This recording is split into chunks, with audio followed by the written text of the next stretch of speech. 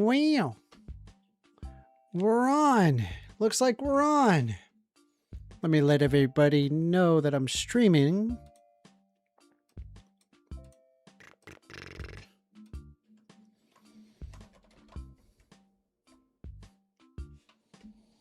Ba-ba-ba-doom. Ba-doom. Boom. Ba-doom. Ba-ba-ba-boom. Boom. Boom. Ba-doom. Ba-doom. Boom. Boom. Boom. Boom. Boom. Boom. Boom.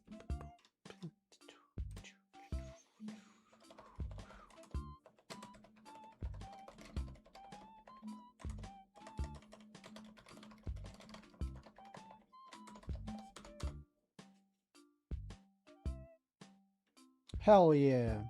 Let's go. We're streaming. It starts.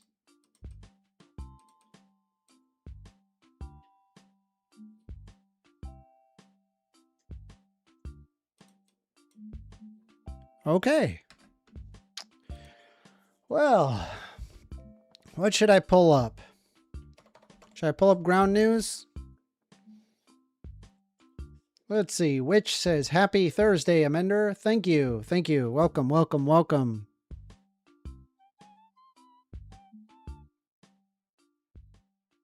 Let me take a look here.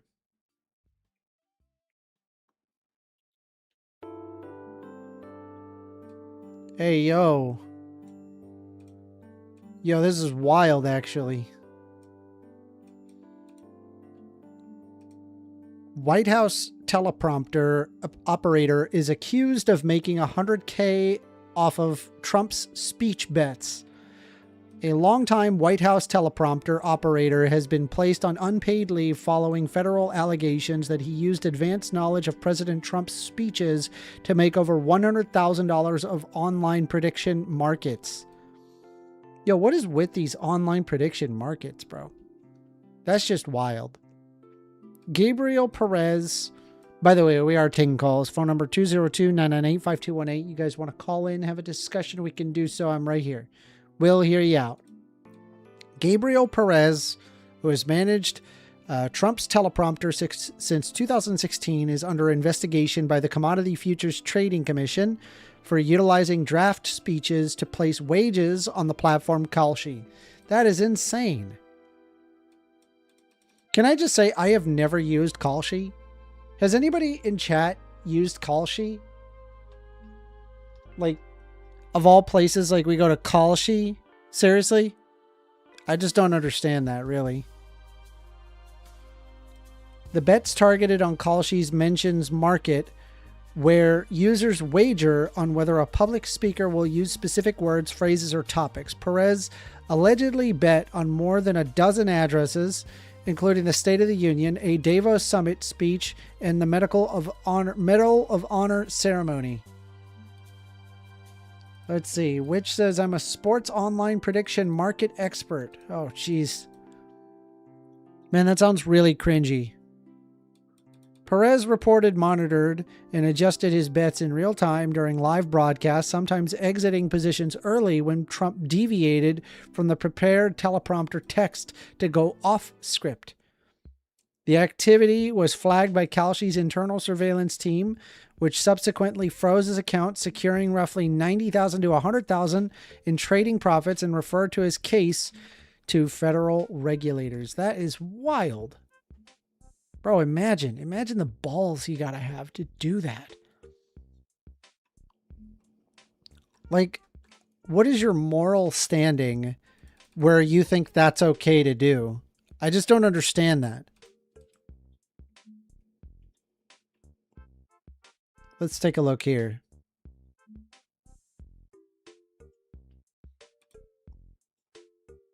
It says here, Fetterman warns that he will leave the Democratic Party if it turns its back on Israel.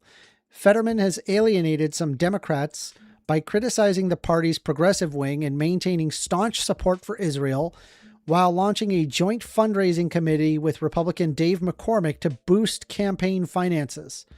On Sunday, Representative Chris, can I just say, just like FYI, the whole like Israel thing, that is a losing battle. If you're supporting Israel in its current state, I'm sorry, you're the bad guys. That's just what I've observed. On Sunday, Representative Chris DeLuzio, a Democrat, called the Joint Committee crazy stuff, arguing that it harms party efforts. Fetterman defended it as nothing sinister and based on shared interests. In May, Fetterman told the New York Times that he has no plans to switch parties, citing his alignment with Democrats on reproductive and LGBTQ plus rights, despite pressure from conservatives. Let's see. I like this current events segment for the beginning of the show. Well, I'm glad you do. Glad you do. We're going to be looking for some more. Let's see here. It says here, Vance, reaction to Michelle Obama's insult at the White House UFC event, totally disproportionate. Vice President J.D. Vance said the backlash to a false and offensive comment about Michelle Obama at the UFC event was totally disproportionate to the comment itself. Vance has discussed this during an episode of the Joe Rogan Experience. He noted that he noted that people say crazy things often in politics, and that is the worst reaction should be acknowledging the offense and moving on. Vance has expressed many people lost their minds over the comment despite this offensiveness. Are we saying like it was not a big deal that was said on the White House lawn? Let's see. Bobro says, hey, yo, I'm watching a 14-year-old girl absolutely wreck neo-Nazis in the movie called Becky. Cool. Sick. Well, let's see what else I can find here.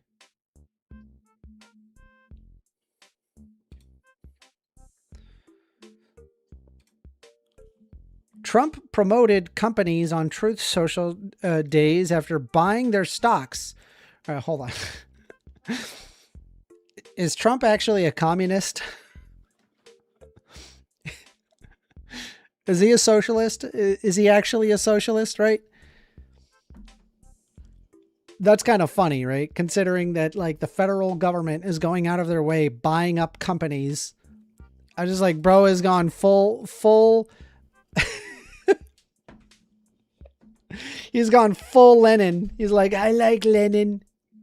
A CNN investigation found that President Donald Trump promoted more than 20 companies on his Truth Social account days after his managers purchased their stock, at times announcing government actions that could benefit those specific firms. Unlike past presidents who utilized blind trusts to avoid conflicts of interest, Trump has not placed his assets in such accounts, meaning that he can identify the specific stocks his financial managers buy or sell. Yo, that is wild. All right, looks like we got a phone call. Let's take a look. You're on the line with First Amender. Hey, Amender, how's it going? Hey, can I get your name? Yeah, this is Wex. All right, Wex. What would you like to talk about? I think I'd like to talk a little bit about gender. I'd like to talk about gender. Yes, but there's some related topics that I think I have to touch on first. There's this idea, I think, in philosophy about the difference between sort of like the phenomenal or like the thing in itself versus the experience of a thing. Does that mean anything to you? Like, no. Okay. Do you know the hypothetical about like Mary's room? It's like you've got this girl, Mary, and she is in a completely black and white room.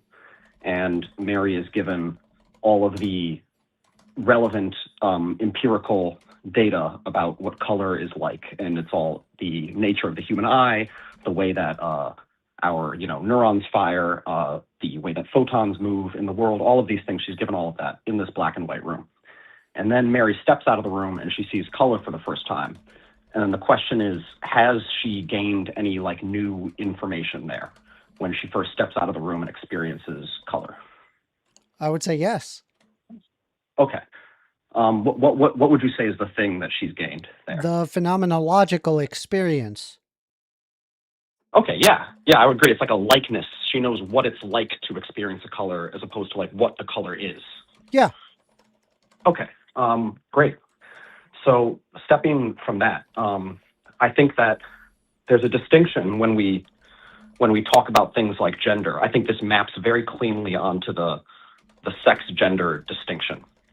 Like, because on the one hand, you've got the sort of material underlying stuff that a human might be, which is like their biology or their neurochemistry or their endocrinology. To be fair, right? All of these Trans people things. literally do Yeah. change their biology, right? I think it wouldn't matter if they did. Well, I'm saying like that they take HRT. That would be an example of them Right. literally changing their biology, right? But you wouldn't say that a person stops being transgender if they decide they don't want to do that. Sure. I mean, there's like an understanding of like an internal sense of sex and what is displayed externally. Sure. I think that are you following me though with this similarity between the thing in itself versus how that thing is experienced, and then sex and gender? No. Okay. So I think when we talk about gender, what we're referring to is the phenomenal experience of a noumenal person.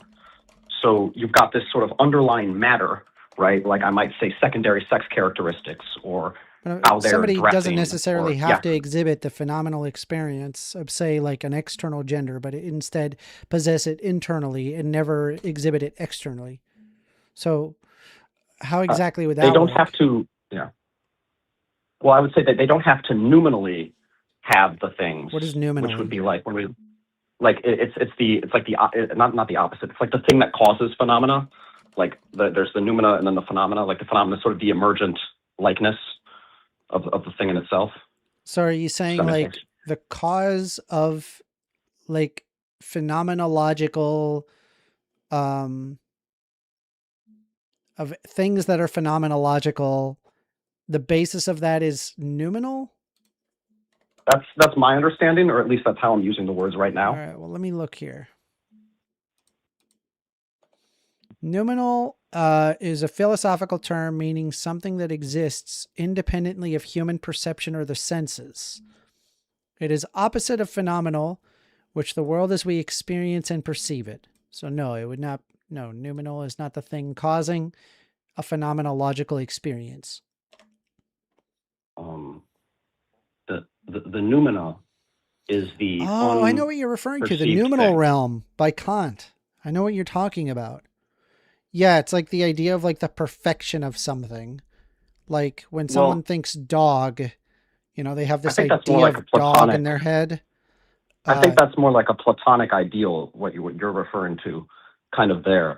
What I just mean is it's the underlying. It's the true nature of reality, that's unfiltered by perception. The true nature of reality, as opposed to the way things unfiltered by perception. are. Yeah. So it's right. So it's the unperceived thing. Okay. Are we on the same page? Yeah. Okay. So that thing I'm not concerned with. I don't care about what's like, I don't know if this is the right term, but like nominally going on. What I think matters is what the phenomena is, or in other words, like what experience does the noumena bring about. So when we talk about like gender, like when I go to like use a pronoun, for example, and I think of somebody, say their name is Gabriel, and I go, oh, Gabriel, he/she. And then that that pronoun that I reach for there is a reflection of how I internally experience this person, Gabriel. And in that moment, I would say that's sort of where gender exists. It's how this person is existing phenomenologically in the world. Does that make sense? I see what you're saying. I don't. Gender is a really wide ranging group of things. I don't think that you can like single it down to like a single definition, but the way that I've addressed like what is gender, I've said it's an internal, that it is predicated upon an internal sense of the self being male or female or something in between or neither. Something I think though that I've heard you say is that if there were a person who only had that and they did nothing else, like externally, there is probably, I think I've heard you say this, some sort of like thing you have to do in order to actually. I think if you want to be treated Yeah. a specific way, you have to exhibit the external basis of that. It is not reasonable to presume that people would treat you as your gender with you doing no work to exhibit it. But you don't think that weighs upon what the gender actually is? So again, gender is a lot of things, and you're kind of pushing it all into like a single definition, but like the external sense of gender is different from the internal sense of gender. Okay. So this is a bit of a pivot, but I mean, I guess call me out if I'm going too far here. What do you think Butler means when she says gender is not a thing you are, it's a thing you do? Like, what's your understanding of that statement? Yeah, her understanding of what that is comes down to... What's your understanding? Sorry. Okay, so yeah, my understanding of what Judith Butler thinks is they believe that gender is performative, and I agree with that. And when they're saying performative, they are the conscious and unconscious actions that you make on a daily basis to affirm your gender. Okay. And so you would say somebody has to be doing those things in order to be perceived that way. I'm not saying that they are no longer trans or they are no longer that thing, but if they want to be perceived that way, they must exhibit an external sense of gender. So you would say what Butler's actually defining is how somebody can be perceived as a gender, not how they can be a gender. No. Oh, I'm sorry. That's what I just understood you to say. Would you try one more time, please? Because I guess I misunderstood. Yeah. Butler's so these are severed, right? I'm talking about, you asked me Butler's definition, and then you asked me an unrelated question for how somebody ought be engaged with as the gender that they choose. I don't think the way that's what that I asked, somebody but I is must have been unclear. All right. Well, why don't you repeat it? Because it doesn't make any sense. You said to me that performance is the thing that you need to do to be perceived. I didn't as say a anything gender. about performance. Nope, that is not what that is. Performativity is not performance. It is said so multiple times in Judith Butler's understanding of performativity. Okay. Performativity is a very, very specific definition, and it is not performance. Do you know what I meant when I said performance? I meant a singular instantiation I don't think of performativity. You're associating the difference between performativity and performance. So I just need to make sure. I meant a singular instantiation of performativity. Okay, so just say performativity because that's already singular. No, performativity is a category. Performativity is singular. No. Saying category doesn't negate me saying. Anyway, we're getting lost in the weeds here. What is your point? Okay. Well, I was trying to walk you through this, but then I guess my point would be something I've heard you say before is that you are okay with the definition of a woman is a person who defines themselves as a woman. Is that true? As a woman. No, you're missing the initial part. I'm saying it is predicated upon an internal sense of self being female. And I'm assuming that they're 18 plus as well. An internal sense of self. Yes. Okay. So and what is you'll notice I said an internal predicated, sense of self? right? That's really important. I just need to make sure that it is not the internal sense of self being woman. The predication of woman stems from the internal sense of self being woman.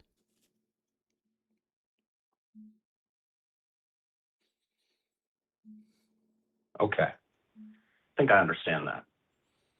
Given that, if all that is required is this internal sense of self of being a woman, why do you ever cite things like this Rhesus macaque study? It seems like that is a irrelevant thing to your actual conceptualization of how the thing comes into being. I bring them up because that it is a valid argument to introduce, that it's far more scientific than what people presume. But I understand that most people, they're unable to kind of swallow a Judith Butler understanding. So what I'll do is I'll introduce with, we'll take a look at these medical basis behind it. That doesn't require that women possess those medical bases, but that those medical bases do exist. Is that not entirely like a diversion, though? Like, you don't actually believe that stuff. No, they do exist. Me understanding the weighs Judith on Butler gender. understanding does not negate a medical understanding. These operate in tandem with one another. I see. This is something I feel like you say this a lot, where you'll say things are intertwined or that they operate in tandem. Yes. And that's always very difficult for me to understand. So I guess see if you can pry this apart. Yeah.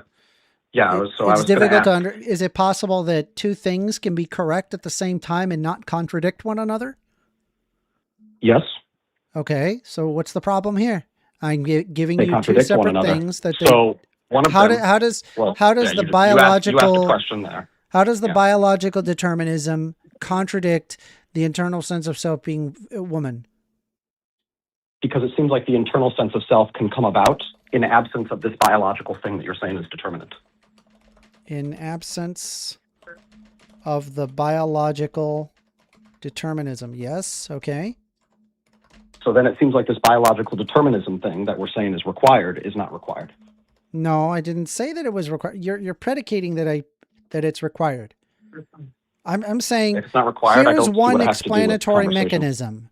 And then I provide, here's another explanatory mechanism. And then you're saying that, oh, okay, well then the internal sense of self comes about in the absence of biological determinism. Therefore, one falsifies the other. That doesn't logically follow. Doesn't falsify it.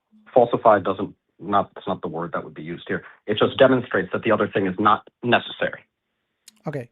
So yeah, I'm not saying either of these are necessary. I'm saying it's either or.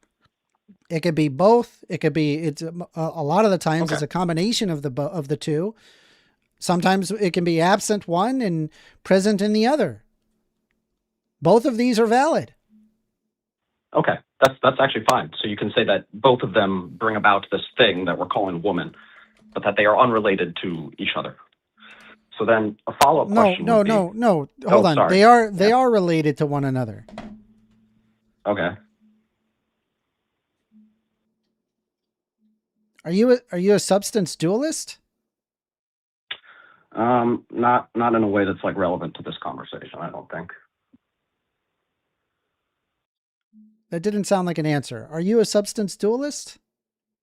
Yeah, sorry. I don't know if I was unclear. Not in a way that's relevant to this conversation, I don't think. So when you say not in a way that is relevant to this conversation, the way that I read that as, the answer is yes, but you would like to not talk about it because it is not relevant to this conversation.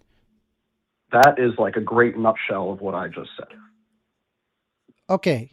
So I don't believe in any amount of dualism, right? I think that how you feel internally is not separated from the brain.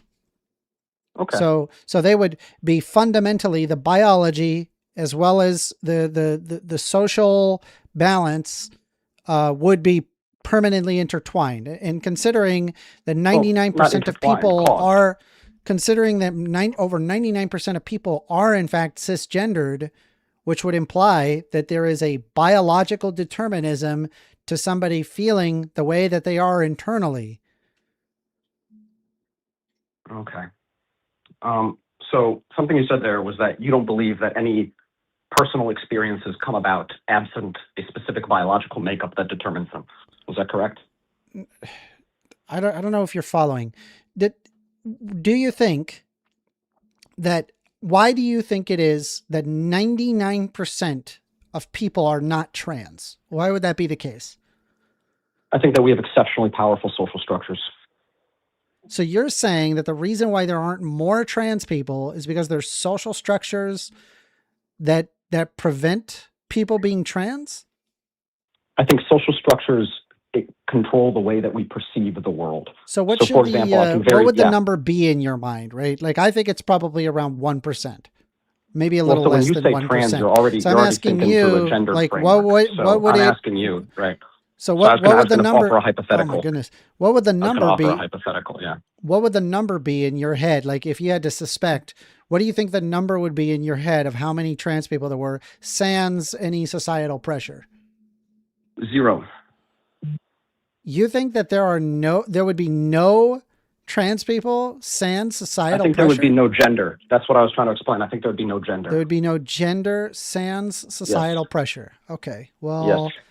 the fact that you were able to bring up rhesus macaques shows that there is a biological function in gender. So that refutes your point right there. Well, if that were not the case, I brought that up, Amender. I brought that up because I was wondering why you bring that up, given that what you actually care about is somebody's internal experience.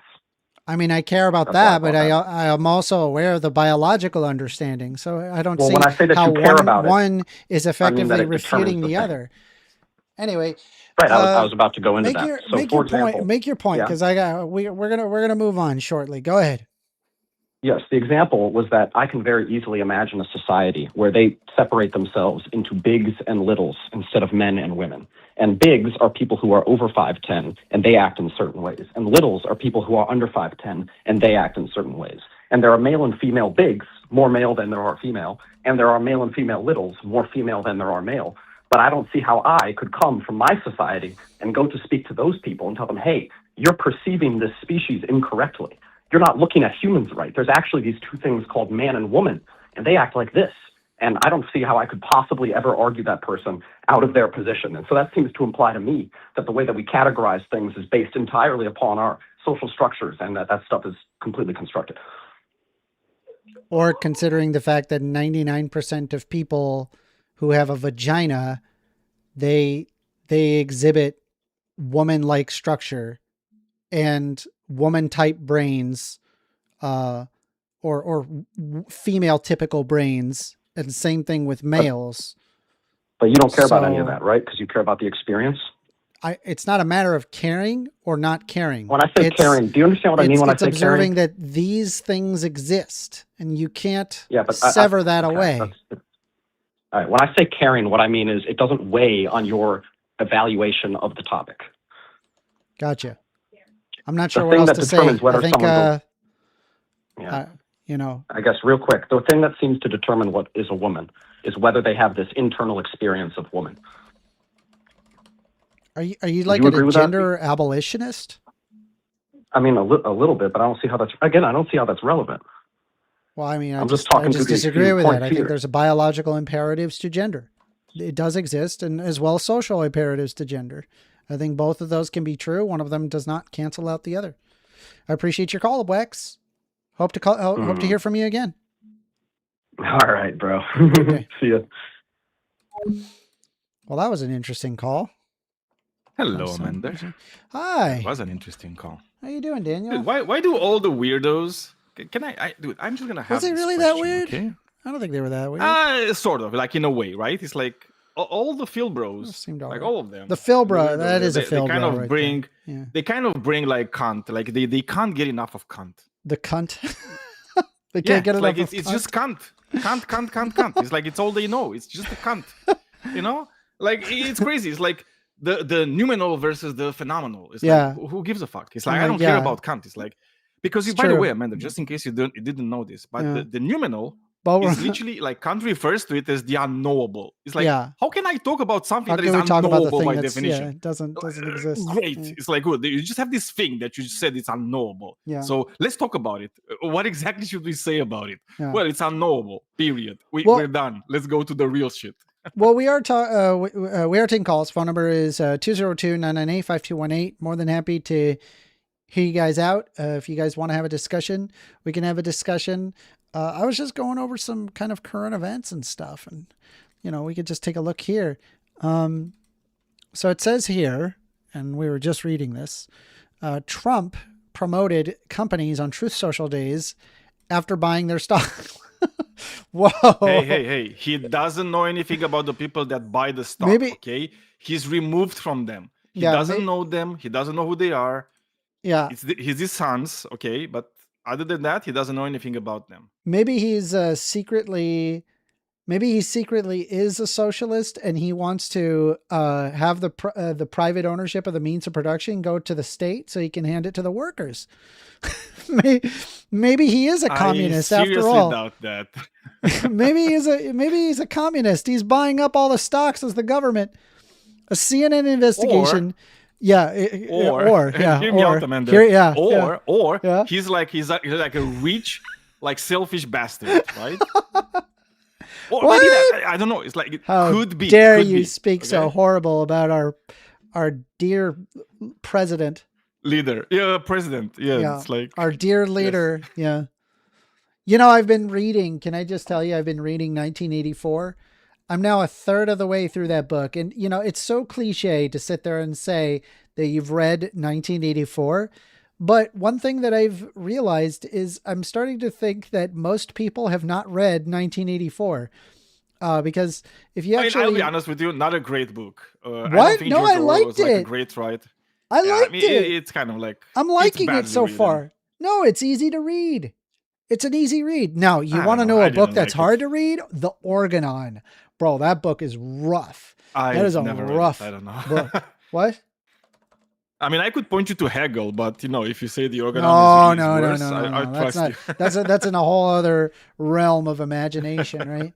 Hold on. Let me just see if I could pull. I don't think I ever read Aristotle. 1984. Yeah. No, Aristotle. I read 1984. I read Animal Farm. Like a book that I actually liked. Okay, it's a Brave New World, and I like the way it was written. So get this. All right, Jigga James just said the most wrong thing I've ever heard, saying audiobooks don't count as reading. Then what do you count it as? Just what do I say? I'm listening. I feel like I don't think this matters. Like you're just gatekeeping reading. No, Amanda. It's like saying like somebody sucking your cock doesn't count as sex. Of course it does. Like, all right. What do you mean? So get this, right?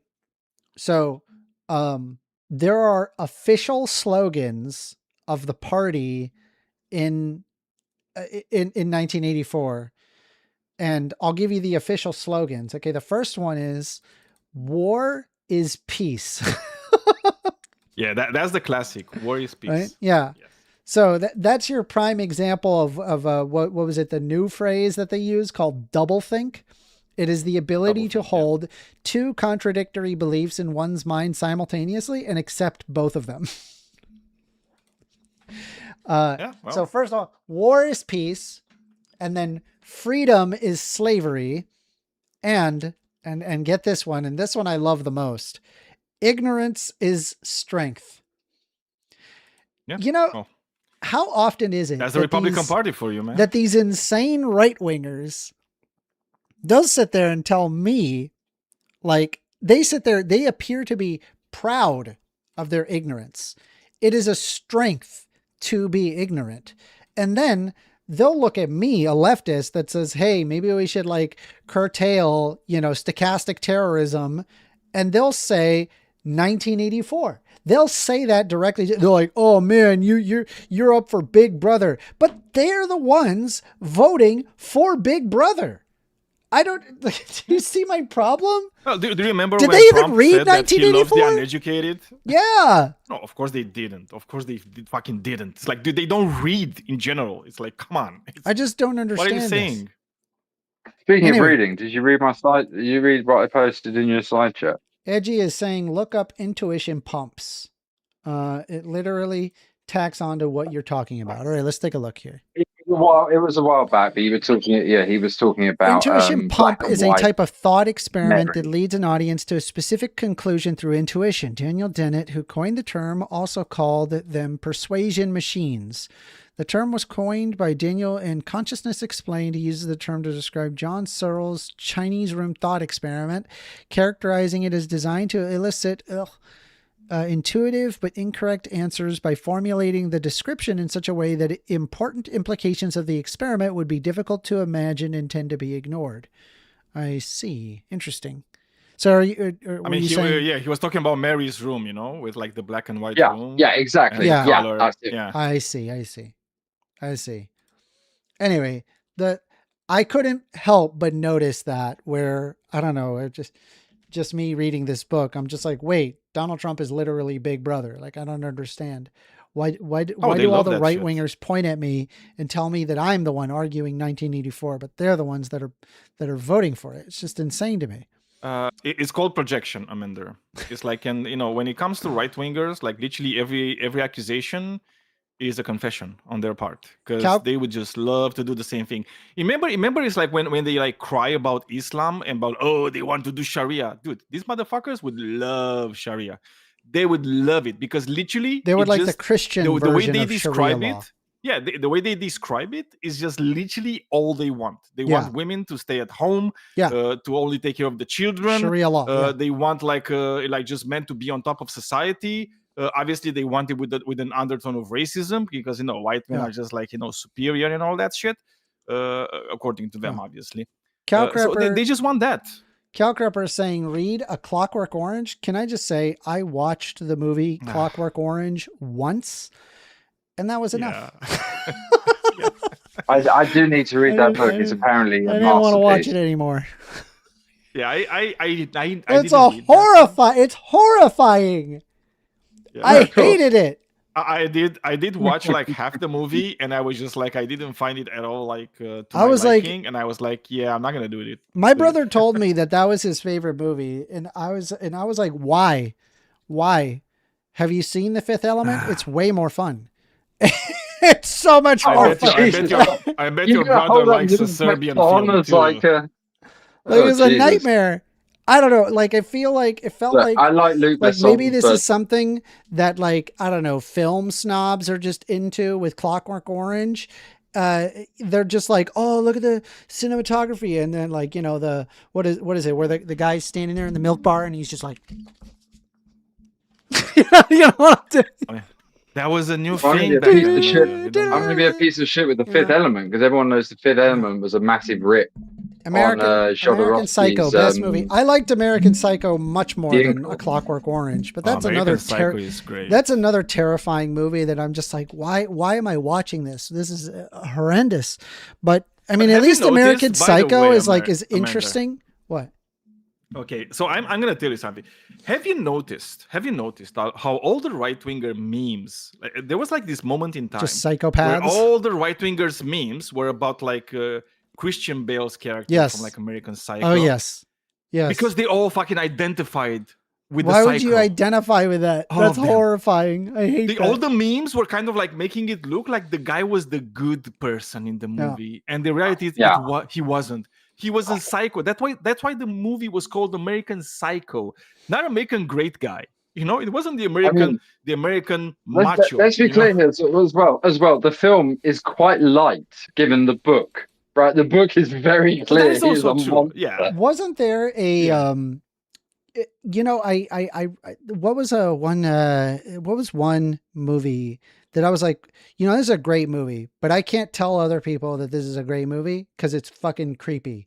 Leon the Professional. Do you guys know what I'm talking about? Oh, that was a great movie. It's a hold on. If somebody says my favorite movie is Leon the Professional, I'd be like, all right, pedo. Like, I don't know. It's weird. I don't see that. It's a weird movie. If you want to forget the heroes at all, just what's his fucking name? It's English just actor, a weird movie. It's a weird movie.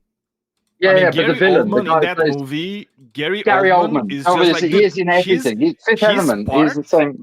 Yeah. He's so terrifying. In the Fifth Element too, right? Because he plays like a great character in the Fifth Element too. But his character in like Leon is just like it's like amazing. Yeah, like, another level. And like Luc Besson, I mean, it's probably like Luc Besson's like probably best movie. Jean Reno is like I usually don't like a lot of French actors, but he's just playing it. Absolutely amazing. I don't know. The movie is just fucking great. So FYI, we are taking calls. Interestingly, 202-998-5218. You guys want to call in, have a discussion, we can do so.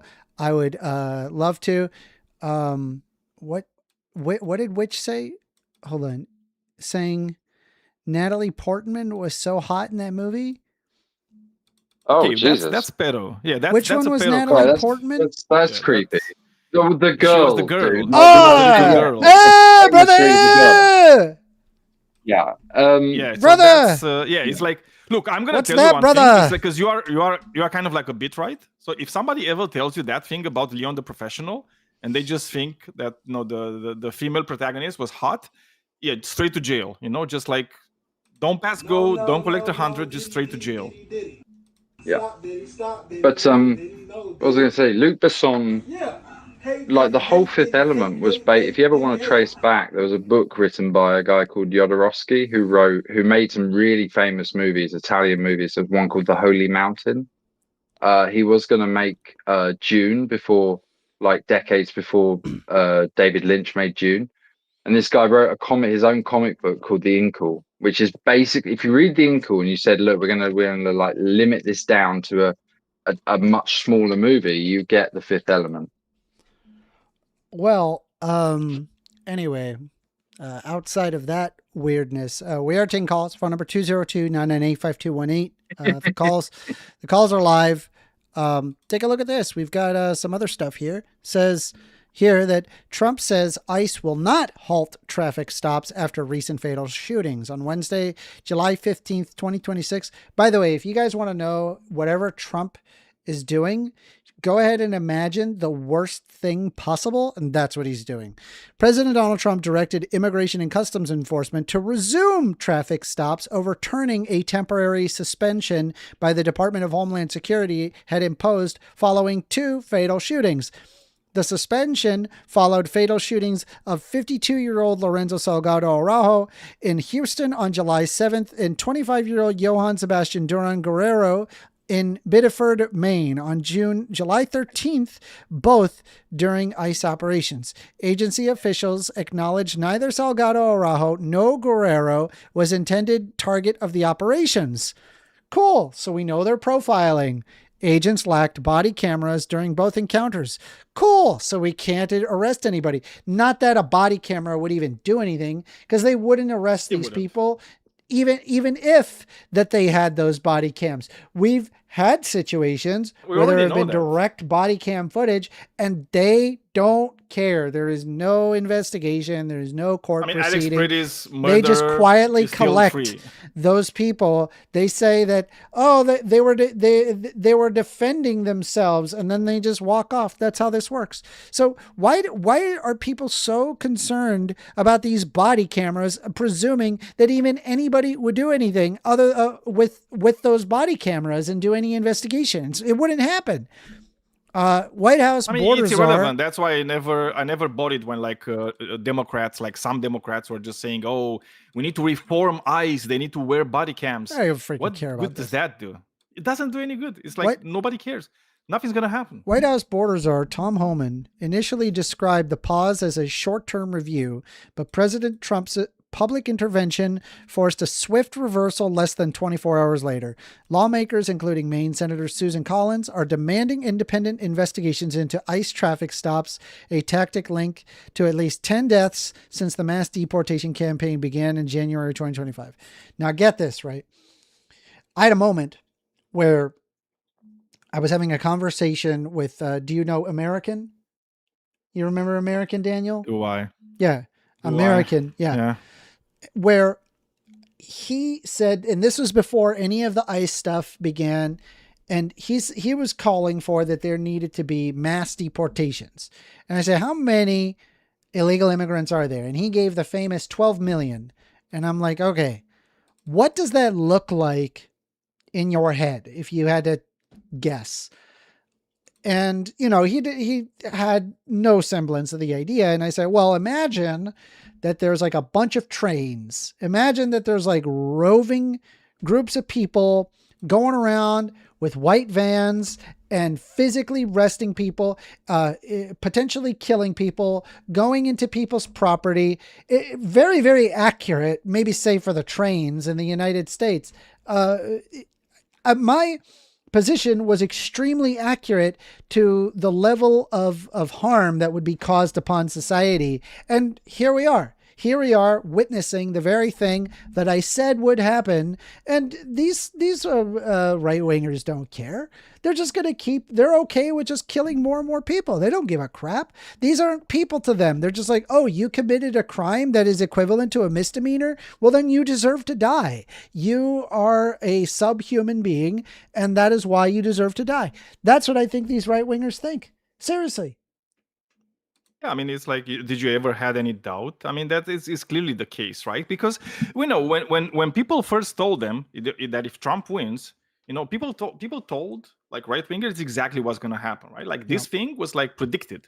I was one of the people that actually predicted this is what is going to happen, and I had like a lot of right wingers, including American. He wasn't banned back then. That told me it's like, oh, I was just delusional. Nothing like that is going to happen. It's like it's impossible in America. Nobody. Yeah, and then it started to happen, and then they were just like, yeah, but it's like it's not happening that much, right? It's just here and there. And it's like it's people just exaggerating, and now it's just normal, right? Because dude, the only thing they want to do, they want to have Americans used to having masked people with guns on the street. Yeah. Right? So we are taking calls. As soon as that becomes normal, like everything's done. It's over. So you're not a democracy anymore. So we are taking calls. Phone number is 202-998-5218. You guys want to call in and have a discussion? I'm right here. More than happy to go over it with you.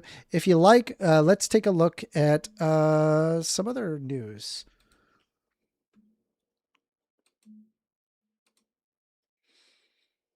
Okay. We have the war is back.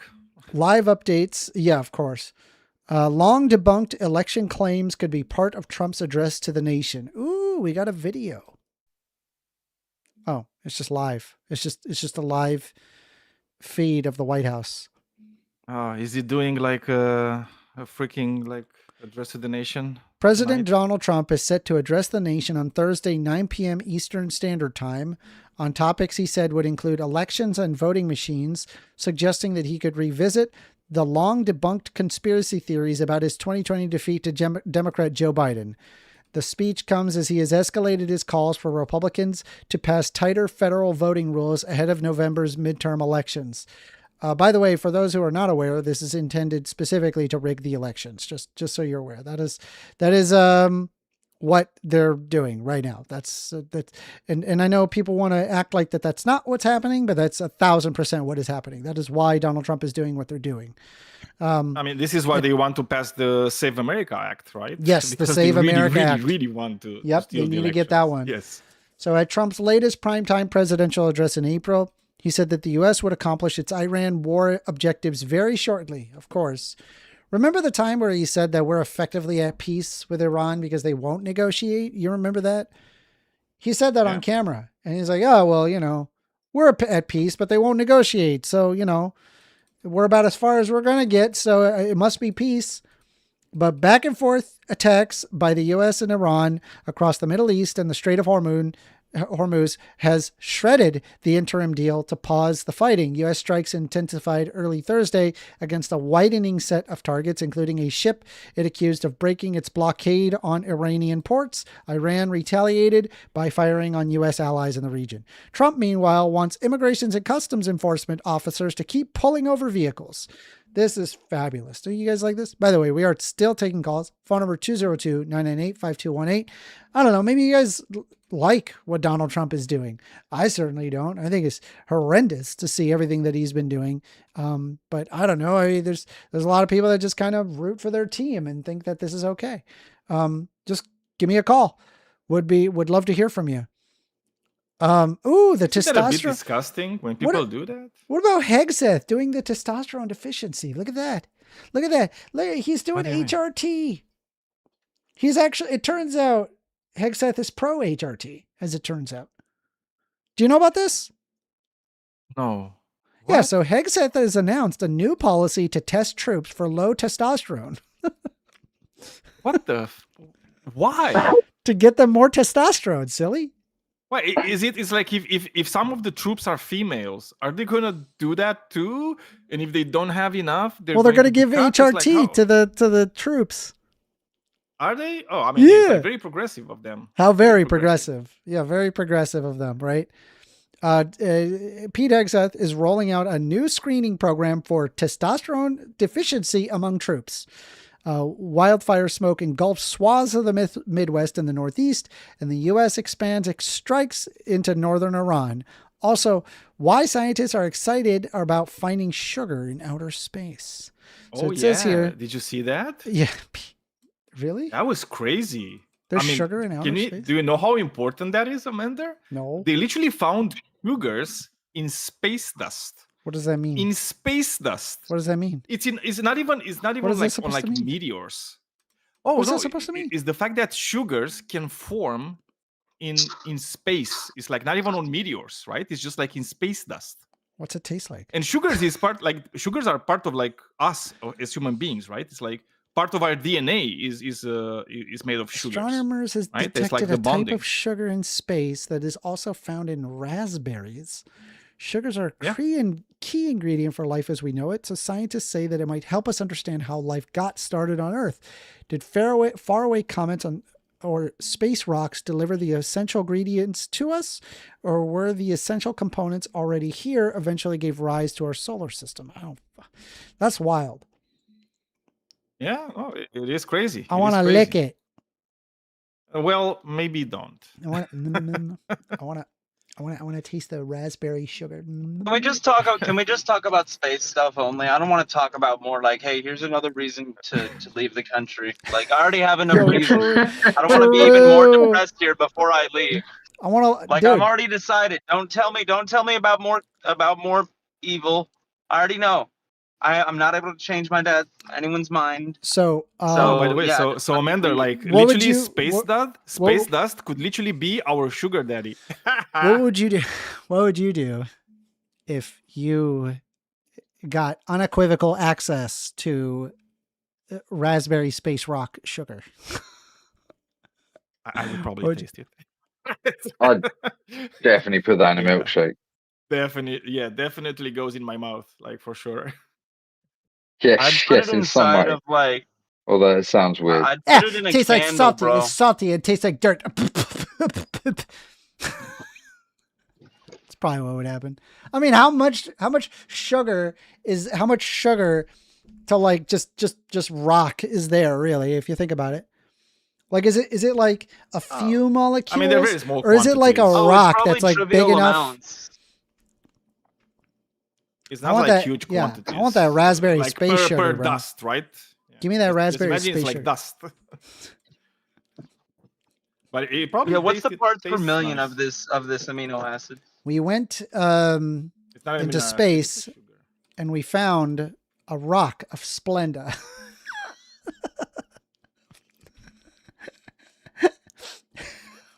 Sorry, stupid.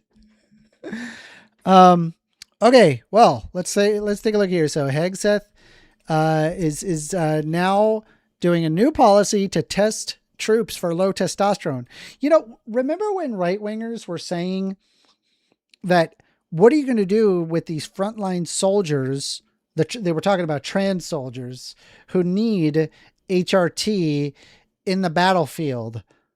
Do you think that they will disqualify troops because of their testosterone deficiency? Because in order for them to survive in the front lines, they would. It really is a crazy double standard. It is. And every man who's ever like been younger and was like, yeah, I want to really get into working out. Whenever the question crosses your mind, which I've never done steroids or anything like that, they'll be like, wait, what about this? And then everyone goes, it makes your dick smaller. It's going to make your natural testosterone out of whack. It's going to just throw everything off and you're going to need it the rest of your life in a way. Let's see. The move comes on as other Trump. So I should just stick to the... I don't think people realize how heavy the buttons for the joysticks that control the drones are. The move comes as other Trump administration officials have begun to advocate for men to have easier access to testosterone replacement therapies. Oh, I can't push the buttons. They're using the Xbox Hue controller. I'm trying to control this, but I'm using the Duke. I'm using the Duke. My lord, the buttons are too I need big. testosterone support replacement. No, they have arthritis. But the No, messaging you from don't see Hegseth the and others evidence alone, blends known science on the hormone with broader and less substantiated claims. The Pentagon did not respond to questions about what research or academic studies underpinned the move. Over the past several years, special operations troops, and specifically Navy SEALs, have come under scrutiny for their use of testosterone and similar substance to enhance performance. The death of SEAL recruit during training in 2022 led to the discovery of substances, including testosterone, in his possession, and revealed far more rampant drug use among the elite program than was previously acknowledged. Wow. Dude, imagine needing hormone replacement therapy as under Secretary Pete Hegseth, who had famously been against a hormone replacement therapy of any kind for trans people. I find that incredibly ironic. I really do. But this is the predilection of fascists of caring about machismo, right? He's it's like machismo is like the end all be all for them. It's like you just need to be like in the manly man, you know, that has like tons of testosterone. You're just like testosterone on top of testosterone and muscles on top of muscles. That's what they see. Masculinity means holding the poor. It means holding the masses accountable. It means holding the immigrants accountable. Look, you just got a bootstrap. Like, it's fucking retarded. It's stupid. So I posted something on Facebook that it got so many views. It's insane. It is like this insane amount of views. I don't know why this particular video did well. Here we go. But what I find the most interesting is not the video, but the responses to the video. We need to talk about this because it just blows me away. I think we talked about it last time, but I really want to go back to it because it really is incredible. So here we go. All right. So let's take a look at this this video here. Patriot Front marches on DC. Okay, here we go. Here we go. The Patriot Front stuff. Here we go. Newsflash. These are not Democrats. They are coward far-right lunatics who are afraid to show their faces. What a bunch of wimps. Imagine having a Confederate flag, bro. Imagine. These guys suck, dude. They're awful human beings. And not a woman in sight. Not one woman in sight. Oh, we gotta repopulate. We gotta repopulate the white race, but also I can't get a girlfriend. All right. It's pretty funny, right? Making fun of the Patriot Front. Yeah. And we know, right? We know that Patriot Front is a neo-Nazi group. We know this for a fact. Okay? I just want to make sure nobody in chat disagrees with that, right? We did substantiate that. So pulling up the first thing here under newest, saying not a single business had to board up their windows. No fires were set. No screaming at onlookers, just a peaceful protest. Look closely, liberals. This is what a peaceful protest looks like. This guy is defending neo-Nazis. This guy is like, you know what? And he's got his name. It's right here. Russell Mikesell. He's not even hiding. He's right here. I just don't understand these people. I don't understand. Like, look at this. Let's see here. It's called freedom, dude. Dude, do they not realize that these are neo-Nazis? Really? Look at this lady. But they agree. Do they not realize it's a neo-Nazi that they're defending? Yeah, but they like them. Remember, guys, it's free. Guys, it's freedom. Yeah, because the Overton window has shifted so much that they think it's fine for them to be outright. Look at this. With their thoughts. Look at Jeff Whitman here saying, this is not okay, but this is make sense. Mind you, I didn't even say anything about the masks. They're the ones fabricating that. And I don't understand. Like the guy's he's just defending neo-Nazis. I don't understand why you would defend neo-Nazis with your first and last name just right here. I just don't get that. Keep talking it shit really is kind of online, funny. asshole. Wimps like you act like you're badass. Go out in the real world and talk your shit. Take your transgender boyfriend or whatever it is with. I didn't even say anything about God, trans that's people in this. This dude, Tim Dana, man, he's got 31 friends. Man, he's just killing it. Killing it with Tim Dana over here. Let's see. Let's see what else. I love reading these because it's like these people come off as completely insane. Newsflash, we now know what money was used that the SPLC gave to the supposed informant, because if he wanted to stage a false flag event, this is exactly how you do it. This is David Roxbury arguing in favor of the Nazis. What a cool guy. What a nice guy. I just don't understand. Look, I'm going to tell you a thing the guy's about based. the SPLC. So it's like they're all saying, oh, like the SPLC needs to be investigated because they funded Nazis. So they're kind of also admitting it's not okay to fund Nazis, right? So why is the government, right, if they want to go, and prosecute the SPLC for funding Nazis, why are there zero indictments of the Nazis themselves? Where's the indictment of patriot? That's what I'm saying. I'm like, these are like Nazis. Or so on. And here we go. It says the dude who looks like his mum still brings him snacks. First of all, I have my own house. I don't everybody have, probably. Subscribe. Hey, at least we got one Everyone guy who subscribe managed to to him, lock Ender. his profile. Good job. Look at you. Look at you. Look at you. He's worried about his security. Look at that. I just don't understand these people. Southern poverty funded. These people are idiots. Do they think that the Patriot Front is not real? Also, why do these neo-Nazis all look the same? I mean, they all praise Jesus, dude. They all look Can like you that they imagine drive Ford how far F-150. Christianity fell, where all the neo-Nazis just praise Jesus all the time? What's up, Awol? What's up? Did you just ask why the Nazis look the same? Why do they all look... Yeah, true. I mean, isn't that pretty obvious? Too much inbreeding, man. I'm telling you. Let's see. Oh, now, do not be a hypocrite and say anything about Antifa and BLM from Troy Davis. Troy Davis over here with 65 friends. Man, just killing it with the friend zones.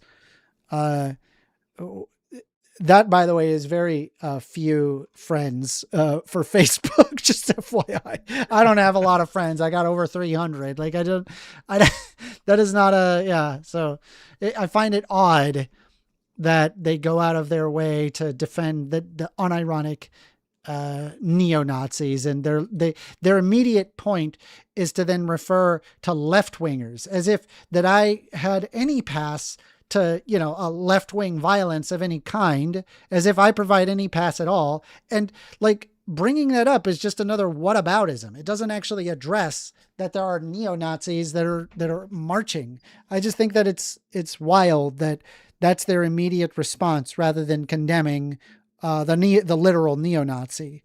And you can see they peacefully walked. Leftists went nuts. Yeah, because they are marching on DC. The neo-Nazis are marching on DC. And we're like, do you see hey, everybody, maybe we should be worried about that. And then they're like, oh, that's fine.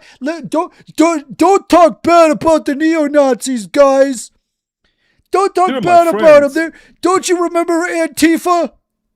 What about my Tifers? What about my Antifa? Oh, no. It's like they need to go after their favorite thing. What about Biden? What about Biden? Dude, like Biden's been there for almost 2 years. They can't get him out of their mouth, man. Joe Byron. Anyway, we are taking calls. Phone number 202-998-5218. We're just waiting. If I don't get any calls, maybe I'll fucking load up RuneScape or something. Whatever. Here, let's see what else I can find. Sometimes trolling around on Twitter is pretty fun. Let's take a look and see what we got. I'm looking. Are you telling me there are Nazis on Twitter or what? Yes, there's a lot. I cannot believe that. I think you're just exaggerating. Yeah. Why are you No, lying actually, about I have a question for both Twitter? of you. Yes. If I said that those neo-Nazis were well-behaved scumbags, would that be an accurate statement? No. I mean, well-behaved. The problem is that they're only Answer well-behaved my question until first. when they are No, not well-behaved. stop. Don't divert from what I asked you. Just answer the question. I Were they suppose they were well-behaved scumbags? well-behaved in their march, sure. Okay, so if somebody who you were just tearing apart said they didn't cause this or they didn't cause that, that doesn't mean they're actually supporting them. But Just like I just said, they do might be you pieces of understand shit. that They were just isn't it a little well-behaved pieces telling of shit. though? Isn't it a little telling that their immediate response is to then deflect on the fact that they are neo-Nazis and then talk about how well-behaved they are? Does that alarm you at all? I'm not deflecting from that. No, hold on. You are deflecting from it. I'm pointing out, hey, those are neo-Nazis. And then you're like, well, but look at how well-behaved they are. So that is an immediate deflection from the obvious fact that they're neo-Nazis. Well, wait, first, it seems like you're changing I just said. No, I didn't change the subject. I'm addressing directly. No, I did not change the subject. I did not change the subject. The effort is to deflect from the fact that they are neo-Nazis by saying that they're well-behaved. Okay, wait, first, first statement it's talking about a whataboutism because it's like, hey, look at BLM, look at how non-behaved they are. Sir. Meanwhile, the neo-Nazis are well-behaved. When really what we should be talking about is the fact that they're neo-Nazis marching on DC. And we seem to have no problem with creating disparagements towards Antifa or BLM, but glaze over the fact that they're neo-Nazis. Okay, first of all, I have nothing to do with the Antifa, Black Lives Matter. I didn't bring any of that up. All I said was, if you listen to what I said, they're pieces of shit, or they're scumbags, and they're well behaved. So obviously, I brought in the part of them being neo-Nazis. That's all. Yeah, but can I give you a counterexample? But why need to bring up that they're well behaved? What's the point of saying that they're well behaved? Okay, the point of saying they're well behaved is if some of the posters who you were going at said, well, they're not causing riots, they're not doing this, they're not lying when they say that. That's not endorsing them as people because if they're I think you're being highly charitable. Can I at least finish the sentence first? No, you're being highly charitable to people who are neo-Nazi apologists. Okay, highly charitable. Very charitable. No. Okay, here's the problem. You can't make a distinction between what someone's critiquing and what they're not. If I say they're garbage people, pieces of crap, then that's what they are. But if I also say that they were well behaved in this instant, that doesn't make that untrue.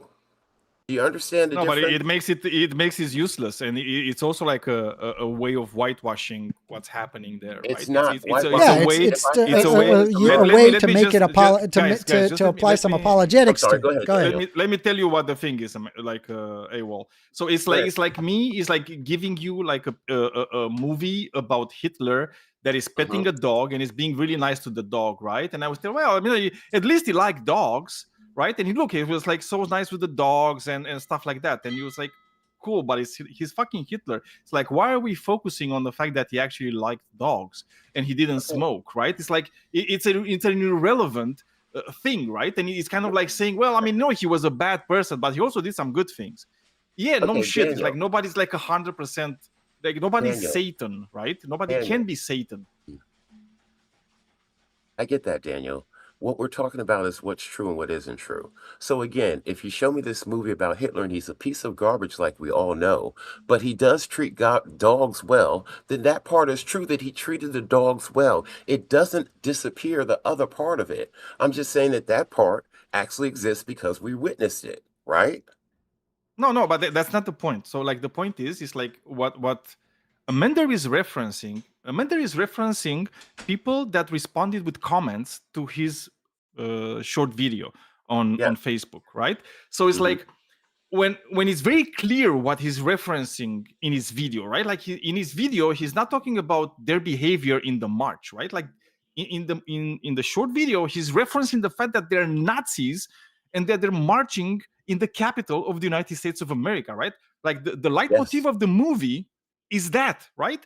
The moment your comment is not addressing the fact that they're Nazis marching to the capital of the United States, and instead is focusing on something that's irrelevant to them being Nazis, like aka like their behavior in that one instance where they knew they were being filmed by everybody, right? And they were being scrutinized by everybody, is irrelevant, right? Because what you're trying to do, you're trying to humanize them. You're trying to make it look like, I mean, there's good in them, guys. Come on, they're not that bad. I mean, and we know they're Nazis, but maybe they're nice Nazis. You're doing maybe a lot of they're reaching there, Nazis. Daniel. That's a No, I'm that's not. a I'm lot just of like reaching. I'm literally Yeah. telling you. I'm literally telling you exactly what the point is. Okay. You understand? It's like You're, that's what the point wait. is. Are you putting me on the same tier as the people who he was critiquing? Because I only No, I brought up the wasn't point. talking about you. I wasn't talking about Okay. you. Well, What I'm yes, saying to I don't you. agree with those people. Just a second. What I'm saying to you is that you're being naive if you think that's what they were doing. That's not what they were doing, right? Because the moment when you're doing that, you're not just pointing to something that's trivially true for everybody, right? That's not what you're doing. When you're making that nice comment about like legitimately like egregious people, right? Like scum of society. When you're doing that, you're just trying to humanize them. And what you're actually saying, you're kind of saying is like, yeah, I kind of like them. Really, Daniel? That's such a reach, really. man. That is such a fucking reach. Why Like, do seriously, you think you're it's a saying, reach? wait, stop for a moment. You're saying that observing someone's behavior in society for what they're doing right that moment, because again, as you said, they were orderly. They weren't breaking any society's laws right then. You can't make a. Hold on a second. I don't think you understood anything that I've told you, Awol. I'll be honest. It's like I think you're kind of like purposefully obtuse. No, let's try it this way. I want to try this with you, Awol. Let's try it this way. So, if the Nazis got power, bad things would happen. Do you think that you would be safe? No, I don't. I agree. You wouldn't, right? Why? Why would I think that? What have I told you? Why? Why would they not? Why would you not be safe if they got power? This is so stupid, but I'm gonna answer your question. As I already said, they're pieces of shit because they're Nazis. So that's not me. That wasn't my question. I'm going to ask you again because you're not answering my question. Because of my race, because of their point of view. Why would you not be safe if the Nazis got power? Because of their race. Well, because of my race and because of their point of view. And what is your race? I'm black. You're black. Yes. So this group of people, if they got power, would take away your basic rights. And you know this. Yes, first, that's pretty obvious. Okay, so what, in my opinion, I think step one to getting power is being accepted by society. That's step one. It is. You know, right? Because if you were like post World War II, like 1959 or whatever, let's say you're World War II, they're going to tell you to go kick rocks, loser. Go be a freaking Nazi loser in Argentina. Nobody wants you here, right? But now we've got Nazis openly marching in DC, and we've got you, a black guy, defending their actions because it was peaceful. No, see, that's the problem. You are so fucking emotional sometimes. It's not emotional. It's not emotional. It's pointing out the reality. No, that's what happened. Did they or did they not march on DC? Did they march on DC? First Amender. Did they march on DC? Obviously, we're if someone says that the basis, I'm trying to make an argument. If someone says that the basis of their actions was peaceful, do you think that could be an effort to humanize these people? Yes, there could be. Okay. Now. And why is it that all these people appear to be these fat, bearded white guys that got MAGA hats on? Why is it only, and why are they only blaming Antifa and Black Lives Matter? Why are they doing that? Well, again, you're moving far away from what we're talking about.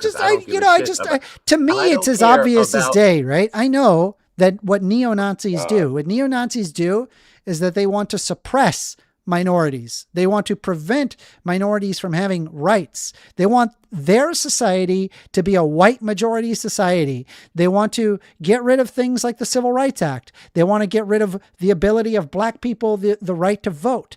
They would prefer. So you have a preconceived notice of what he means to tell you, and that's what you're going to go with, or you're going to listen to him. What? Yeah, that's. Was I not being concise?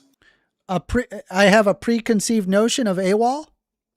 It seems like. Did you listen to what Yes, what I've we been were listening arguing? for a while. Yeah.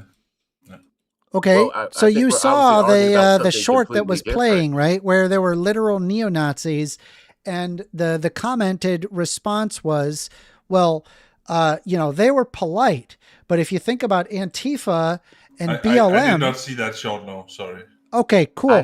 So we were talking about that, and specifically Patriot Front. Are you aware of who Patriot Front is? No. Okay, Patriot Front is a well-known neo-Nazi group in the United States. They have recently marched on D.C.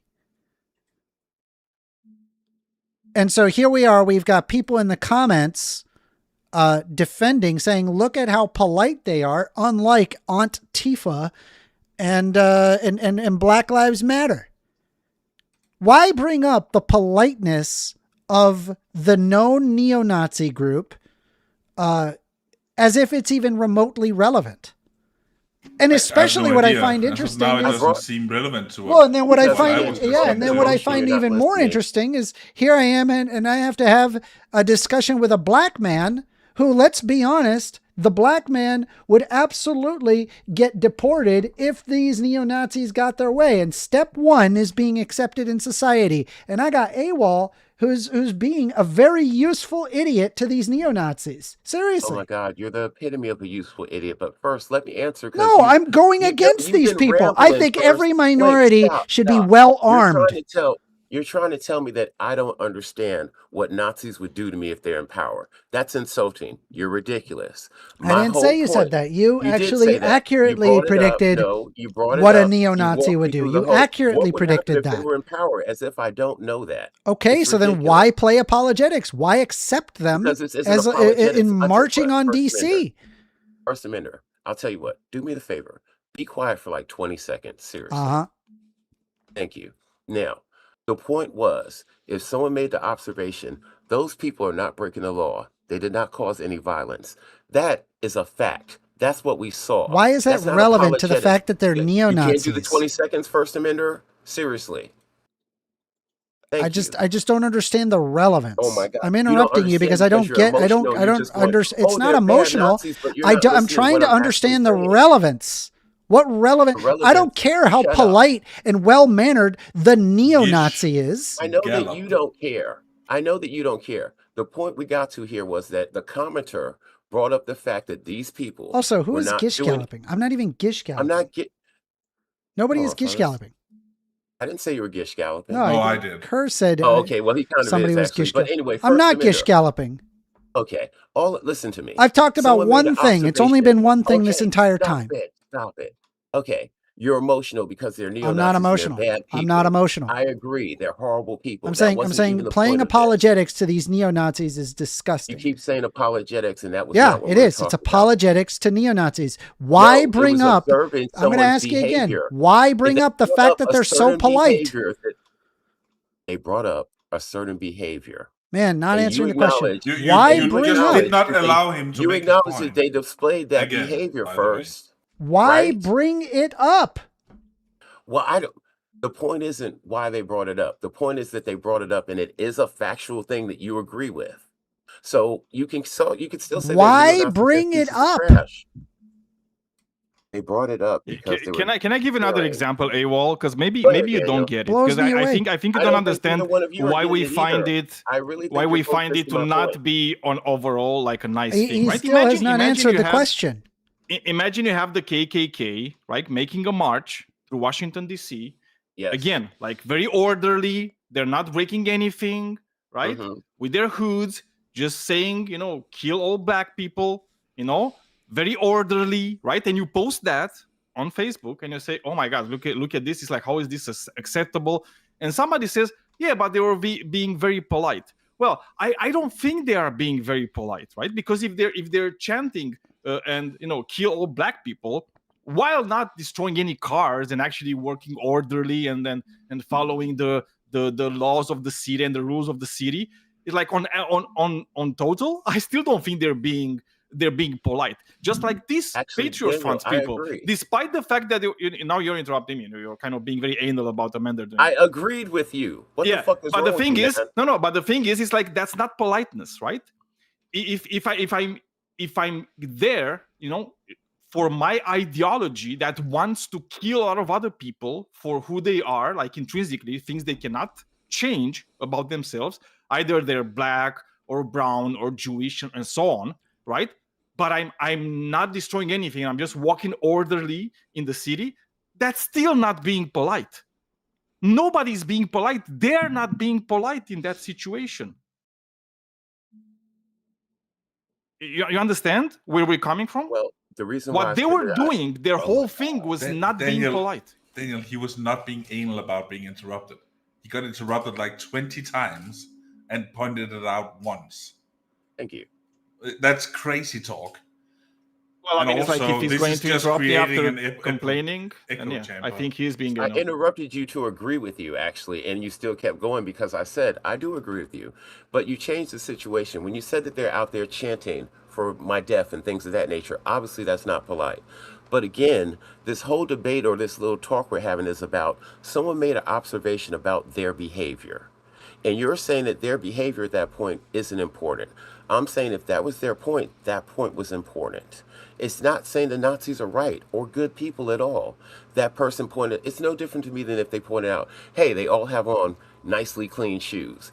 That doesn't mean they're not Nazis and scum. It's just the fact of what you see. That's all. Well, it's well-documented. It's still not being polite, like regardless. It's a well-documented tactic for neo-Nazis, as well as any white supremacist group, to use things like community service. They do this. They'll do things like charity. They'll try to do this in such a way in order to normalize their image and recruit new members. When in reality, we know what their end goal is. The goal is normalize it, make it seem appropriate. Then people may go on their side. People might get recruited. It normalizes them by optics. These white supremacist neo-Nazis marched upon DC, and the first response that these other people that are at least Nazi playing Nazi apologetics, saying that, well, if you look at Antifa, they were very violent, but the neo-Nazis were peaceful. Do you see the problem here? I see that you're reiterating the same thing. I never said that these people were. They brought up Antifa. Yes, they did. Yes, they did. I've never said they didn't. My only intention was they made one observation. That was all that I was talking about. That's a yes or no question. Do you see the problem? Of course, I see the problem. Again, you're pissing me off first. I don't think we disagree. You tell me about racism. Why are you pissing me off? All I'm doing is asking for direct answers to my questions. Right? It's not a difficult concept. All right, I'll put it. You could ask me just about any question. I'll answer you yes or no if it's a yes or no question. It's very quick. First Amender, if these people got into power, how do you think they would treat the gay population? Horrible.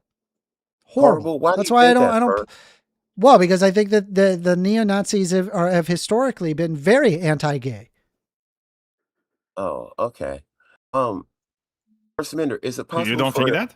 Is it possible for someone who's very anti-gay to be polite? Yeah.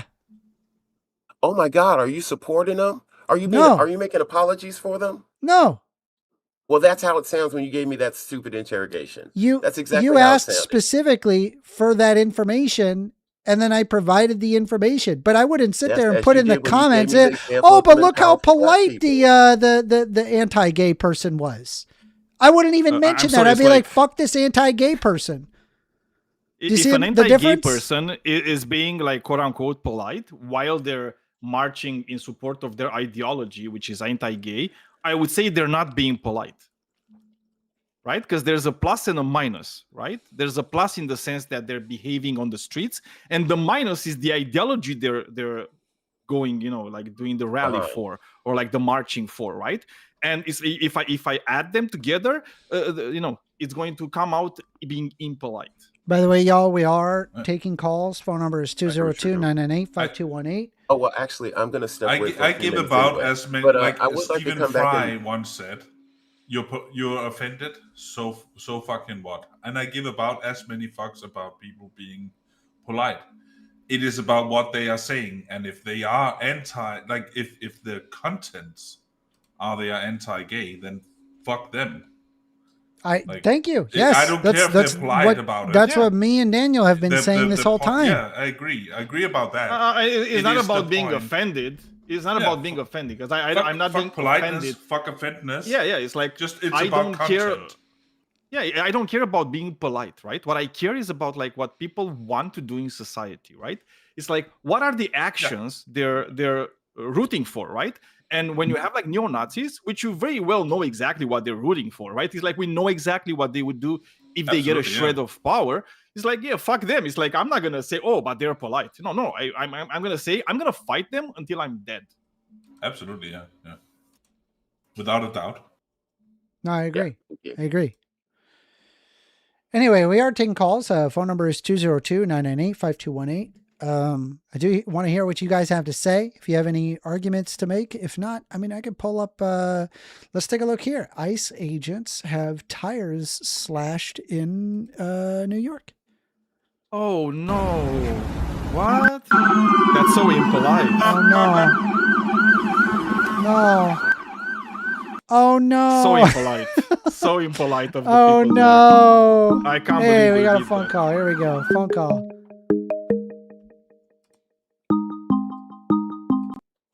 You're on the line with First Amender. Hey, First Amender, it's Merck. What's up? How you doing? Hey, Merck, what you want to talk about? Hey, is Awol still on there? Yeah, he's on here. What's up?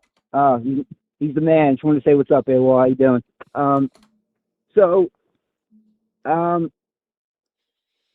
Yeah. So, with this general discussion you guys are just talking about, right? Look, I'm kind of curious as to so you're okay with Black Lives Matter and the way they conduct their marches, right? I'm just asking. I'm not saying it's wrong or right. I'm just asking you. These are two questions. Are you okay with the way Black Lives Matter conducts themselves at their marches? It depends. If they're violent, okay, no. Fair. What do you think? But like in terms of like Black Lives Matter, like the movement, I'm in favor of Black Lives Matter. What would happen if they ultimately got ultimate power? That they would probably address the police grievances among Black population versus white population. You don't think that they would use their power to discriminate against people they don't like? No. You don't? Why is that? Because that's not in Black Lives Matter. No. So you're saying that inherently people who don't they're trying to get power, right? No. Right? What's that? Black Lives Matter is not trying to get power. Okay, so then let's forget Black Lives Matter. They're not a political party, for example. Unlike the Nazi Party would be a political party. Black Lives Matter is just saying that there's a discrepancy between how Black people are treated versus white people, and that Black Lives Matter, and we should consider how police treat Black people currently in the United States. That's what it's referring to. It's not saying that Black people deserve the power. It is also not a Black nationalist movement. Okay, well all right. Well, when they have things, when they have things on their website about like how they're against the nuclear family and shit like that. That's political, right? They are against the nuclear. Yes, they had family. Google it. They've had it on their website before. All right, let's pull it up. Black Lives Matter website. Black Lives Not Matter. now. Look, you got to go. What? Do I got to go to the Wayback Machine? No. Say, did it ever have that at one time? When? No, just Google that. See what comes up. Google what? What do you want me to Google? Did Black Lives Matter ever promote the dissolution of the nuclear family? Matter promote the dissolution of the nuclear family. By the way, the nuclear family is dead and there's nothing anybody can do about it. Okay, so when you Black say that, Lives Matter did not explicitly call for the dissolution or the destruction of the nuclear family, but in its original mission statement did state an intention to disrupt the Western prescribed nuclear family structure requirement. This language was later removed from the organization's website following widespread public debate. okay, so what are you going to say? 75 me, I guess. So, and 75 so you? What? Yeah, they said they had a problem against the Western idea of the nuclear family.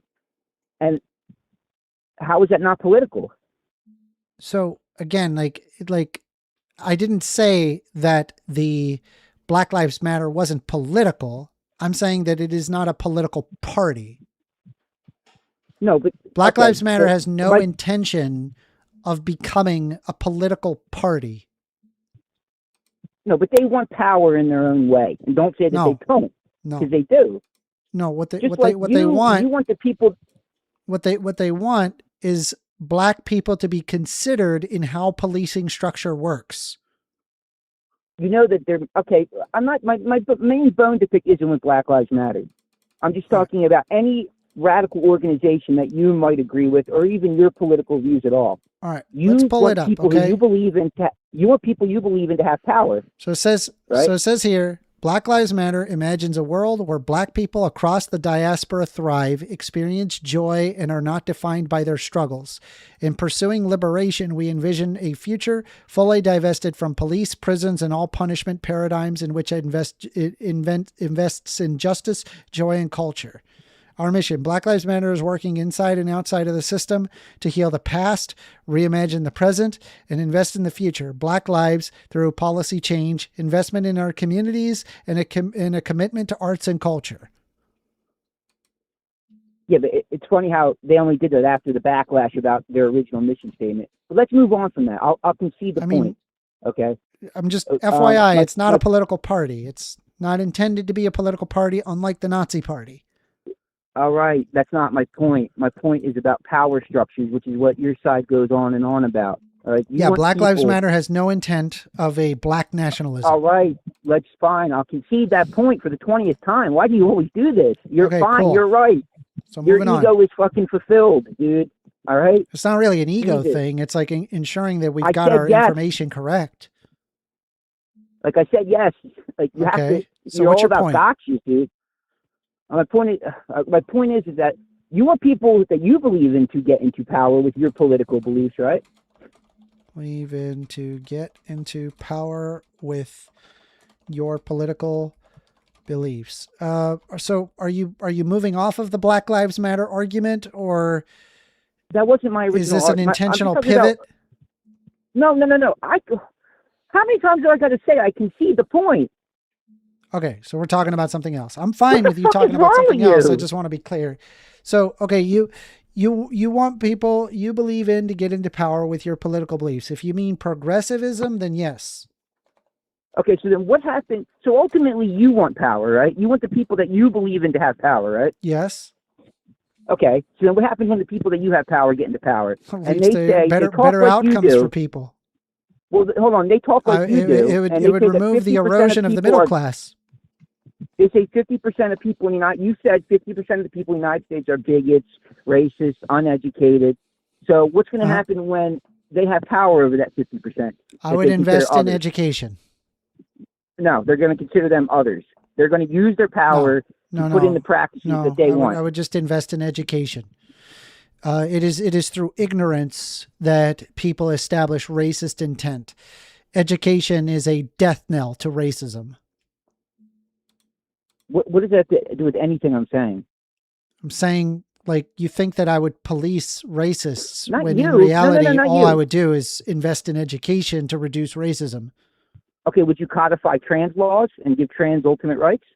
I would make trans people a protected class, if that's what you're referring to. Yes. Okay, would you would you make it a?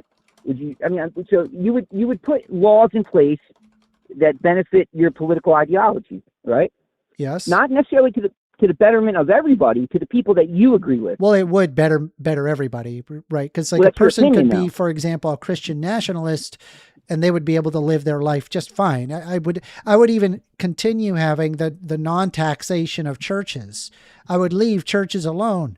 I would let people worship as they saw fit. I would let people have, live their tradcon life.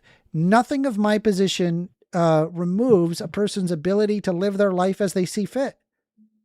Okay, well, what if a Christian nationalist church didn't want trans people in their school? Well, then we got a problem. You can't discriminate against trans people. Right. So, or what if on their personal property? Do you think? Let me ask you this, right? Do you believe in the Civil Rights Act, or are you against it? No. This isn't my ultimate point. Is that you constantly go on a moral high ground. I'm just curious. You're bringing up trans people, and I just want to understand, like, where is the exact line? Because I think that we do not. It's a power dynamic, is what I'm saying. No, yeah, well, sure, yeah. We're talking about law here. So, do you think that since there's a power dynamic to ensuring that Black people have the same rights as white people, and they are in fact a protected class, for example, a restaurant can't discriminate against somebody on the basis of their skin color, do you think that we should revoke the Civil Rights Act and removing protected classes? No, but I also don't think it's okay that you can kick a Zionist out of your restaurant either. And I don't like Israel, but everybody... Me neither. Yeah, cool. So Zionists are protected. Well, everybody seems to love that. Everybody seems to love that you can kick a Zionist out of a restaurant. Well, I didn't say that. I disagree with a Zionist, but that doesn't mean that you could discriminate against a Jewish person. No. No. I said a Zionist, not a Jewish person. Even a Zionist, even if they're not Jewish and they're just a Zionist, it's just a bad opinion. That doesn't mean, therefore, they don't have a right to their life, liberty, and property. Okay, I disagree with them. Should the restaurateur in New York be arrested then? The what? The restaurant in New York that kicked out a person when they found out he was a Zionist. Kicked out. Should they be arrested? Person because they were a Zionist. No, you would not be arrested because they were a Zionist. No. No, a restaurant reserves the right to refuse service. However, under the basis of a protected characteristic, no, they cannot do that. Zionism is not part of that, right? We're just referring to protected classes here. Okay, perfect. So who decides what a protected class is? The government. People. Okay, fine. And you want to get into power so you can define what a protected class is, right? Well, I don't know if I have the ability to get into power, but I would want people that think like me to get into power, yeah. Right. Exactly. So on the other side, there's a bunch of people who say, I'm a Christian nationalist. I want Christian nationalists to be a protected class. All right? My ultimate point is, how are we ever going to come together as a country when we have two sides that are like this? Well, the Christian nationalist would ultimately lead to the discrimination of people, but my position leads to the it would result in the removal of discrimination. So it enables people to live their life as they see fit, as opposed to a Christian nationalist. Okay, so is a Christian nationalist in public allowed to use derogatory terms against gay people and trans people? I mean, they can do that in public, but not like kick them out of a restaurant for being gay. I don't believe that they have a right to deny people on the basis of their sexuality or their religion or any of those things. I think that they need to leave them alone. Okay, so you would allow. So you wouldn't shun a Christian nationalist if they came into your restaurant. Correct. Okay, and you'd be okay with them on a campus in the middle of Idaho getting weapons together to create a movement that you think is dangerous. I think we should watch them, but sure, I guess so. Oh, I guess I've thought less of you. You would really be okay with that. I mean, I don't like it, but they have a right to. Okay, and so your argument is that Donald Trump and the other side ultimately wants to deport all minorities, including Black American citizens. Is that what you're saying? No. That he doesn't let them live in their own house or whatever? No. No, we were talking originally about the Patriot Front, which is a neo-Nazi organization that does want to deport anybody who they consider non-white. Right, but you said like you're okay with the other radical side though, right? Where am I okay with the radical side? I mean, how do you feel that? Well, what did you say about Antifa? I didn't hear you earlier. I mean, I don't have a problem with Antifa. Okay, and they've done some pretty horrendous, including violent shit, right? I agree. Yeah, I'm not in favor of that. Okay, so it's all subjective, right? So if it's all a power play, right? Well, what is Antifa to you? A left-wing organization that wants to overthrow American values. Is that really what you think Antifa is? Okay, enlighten me then. What is it? It's a decentralized left-wing political movement that is done, that organize against far right-wing extremism, white supremacy, and authoritarianism. If you'll notice, the name Antifa is referring to anti-fascist. Right, and who is a fascist by their definition nowadays? Anybody that's slightly center-right? No, that's not true. Anybody who's remotely center-right is a fascist. No, I wouldn't go that far. Yeah, it is. I mean, maybe I disagree with other, like maybe there's some, like the problem is it's decentralized. There's no central body that's telling people. So I'm sure if you found the most insane, that's a dangerous, Antifa person, to have a militant movement, I'm sure you could come up with somebody like all right wingers are fascists, right? But that's not all people that are in Antifa, and I myself am anti-fascist, so I guess I would be Antifa.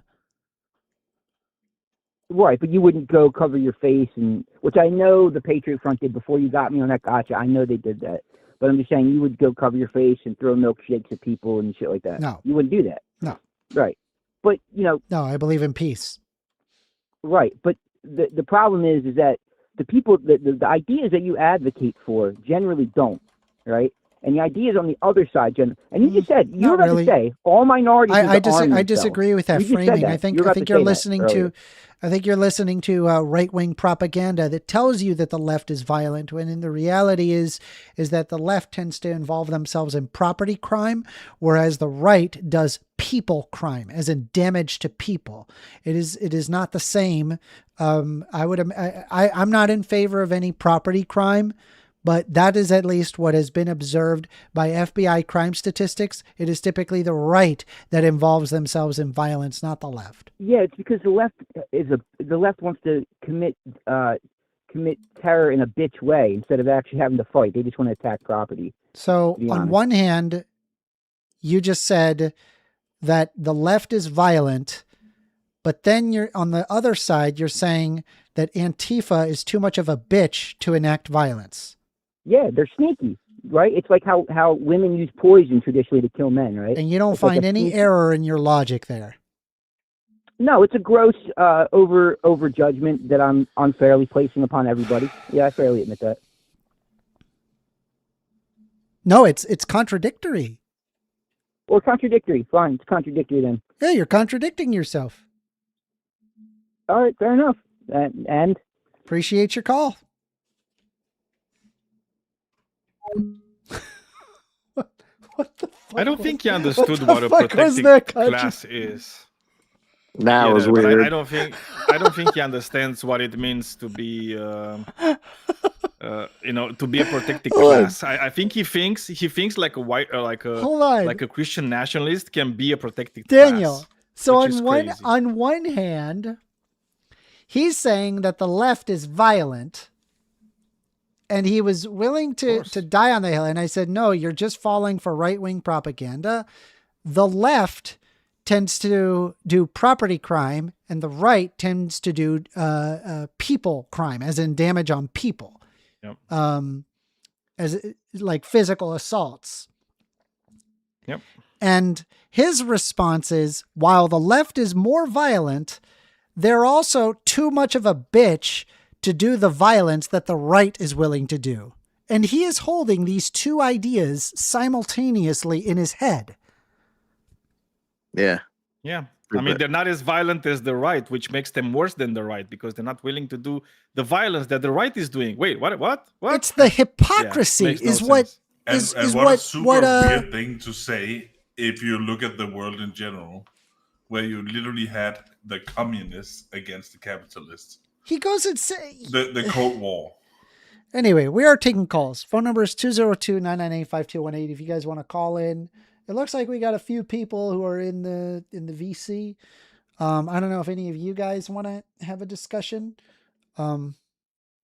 Anybody? Nah, not right now. No? Okay, all right, no problem. We'll just wait for more calls. That's not a problem. That's just wild. I can't believe that even happened. I'm going to clip the shit out of that. That is an incredible moment. Yeah, you look good there. Huh? You did good there. I couldn't believe it. I was like, what? How are you a person? A lot of people call themselves persons these days. Jesus. All right. That guy sounds like the same guy who calls in every week. Merck. Yeah, Merck. He tends to call in. Yeah. He does like to call in. I mean, some people don't get enough of punishment, you know. Ew. Punishment. Let me take a look here. Let me see what I can find. Orca, do you think, how many people do you think know what a cachalot is, Orca? Not many. Not many, I would say. Yes, indeed. Not many. So let's take a look at this. So there appears to be this here. It's lovely. Which, can I just say, this is fucking creepy shit. What is it, Amanda? It's a I want to see Charlie the Kirk right side statue of the neck. that is supposed to go up in New York's Times Square in September. Look at this thing. But it's not very accurate. I don't believe this can't His be. neck is still there. Yeah. It is a little creepy. Stop. But I like it. I like it. No, it is creepy. It's like I wouldn't make that for anybody. This is like, weird. Honestly, it's like, what is that? Can we all just creepy. admit that this is weird, right? So, no, there's nothing weird about it. About Charlie That's Kirk. not weird? You think that's normal? He could throw a football really well. Commemorating him, his debates. Why? His free speech. Why? Why would you want to celebrate him? Dude, it's kind of like putting a statue of Goebbels, and just celebrating Goebbels. He's not at the level of Goebbels, but I get what you're saying. Let me try to elucidate the problem here. Okay, I'll get you up to speed. Hang tight. Let me pull it up. I'm gonna pull it up. Hold on a sec. Let's see. It's under my random desktop junk here. So it says here, Charlie Kirk said that Martin Luther King Jr., who assassinated by a segregationist in 1968, was a quote-unquote awful and quote-unquote not a good person. Kirk also said that the passage of the 1964 Civil Rights Act, which ensured the right to vote for African Americans and protected them from racial discrimination, was a quote-unquote huge mistake. And I just want to be clear, right? We want to have a statue commemorated after this guy. Amanda, he's said more than that, right? Are bad people capable of having good messages? Are bad people? Sure. Yes. Okay. Broken clock can be right twice a day. Sure. Yeah. Martin Luther King was not a good person. He cheated on his wife a lot. Okay. Right? Versus wanting to be against the Civil Rights Act. And honestly, I think I'm superseded by the fact that they argued for equal rights and the Civil Rights Act, right? Which is very, very different from Charlie Kirk. He had a good message, Yeah, but he, Orca, it's like he wasn't a good person. if the only reason he said that Martin Luther King was not a good person is because he cheated on his wife multiple times. I mean, why did he never say that about Trump, who cheated on every wife he had? And don't forget, don't forget this here. Anna Paulina Luna, who posted this picture. Do you guys remember this? I love that they have Charlie Kirk next to MLK and Jesus Christ. Yeah, they forgot Hitler too, because he was also for words. Right? Yo, true. Only words, man. There's only words, man. There's a little bit far, but Whatever. I mean, I understand the whole gist of it. It's whatever. He did like, start the whole Turning Point USA. Like he had a lot of reach. He did get a lot of extremists. He didn't start it by himself, right? Like the whole look. He did turn a lot of children as extreme. Yeah, yeah, but it was started with billionaire money. Okay, just like the Daily Wire was started with billionaire money. Is because there's a lot of like astroturfing in the right wing sphere where you have like all these people with a lot of money, trying to create these places where they can indoctrinate future generations because they know that if they don't do that, people are going to fucking wake up. I mean, it's like when they wake up, it's like they're going to say, "Wait a second, what are these fucking guys doing to us?" Is it a hot take to just say fuck Charlie Kirk? I don't like this guy. He sucks. I don't think Kirk sucks. He sucks. He shouldn't have been he shouldn't have died. He shouldn't have been assassinated, but he's a dick. Well, this guy sucks. If it's okay to say fuck or fuck him, it should be okay to, make a statue for him. Let's make a fucking statue. I'm not saying it's not okay. I'm just saying it's weird, man. Yeah. It's kind of cringe. Let's be honest. It is. Let's cringe. also be honest, right? Let's also just be honest, right? Charlie Kirk had a much smaller face than that.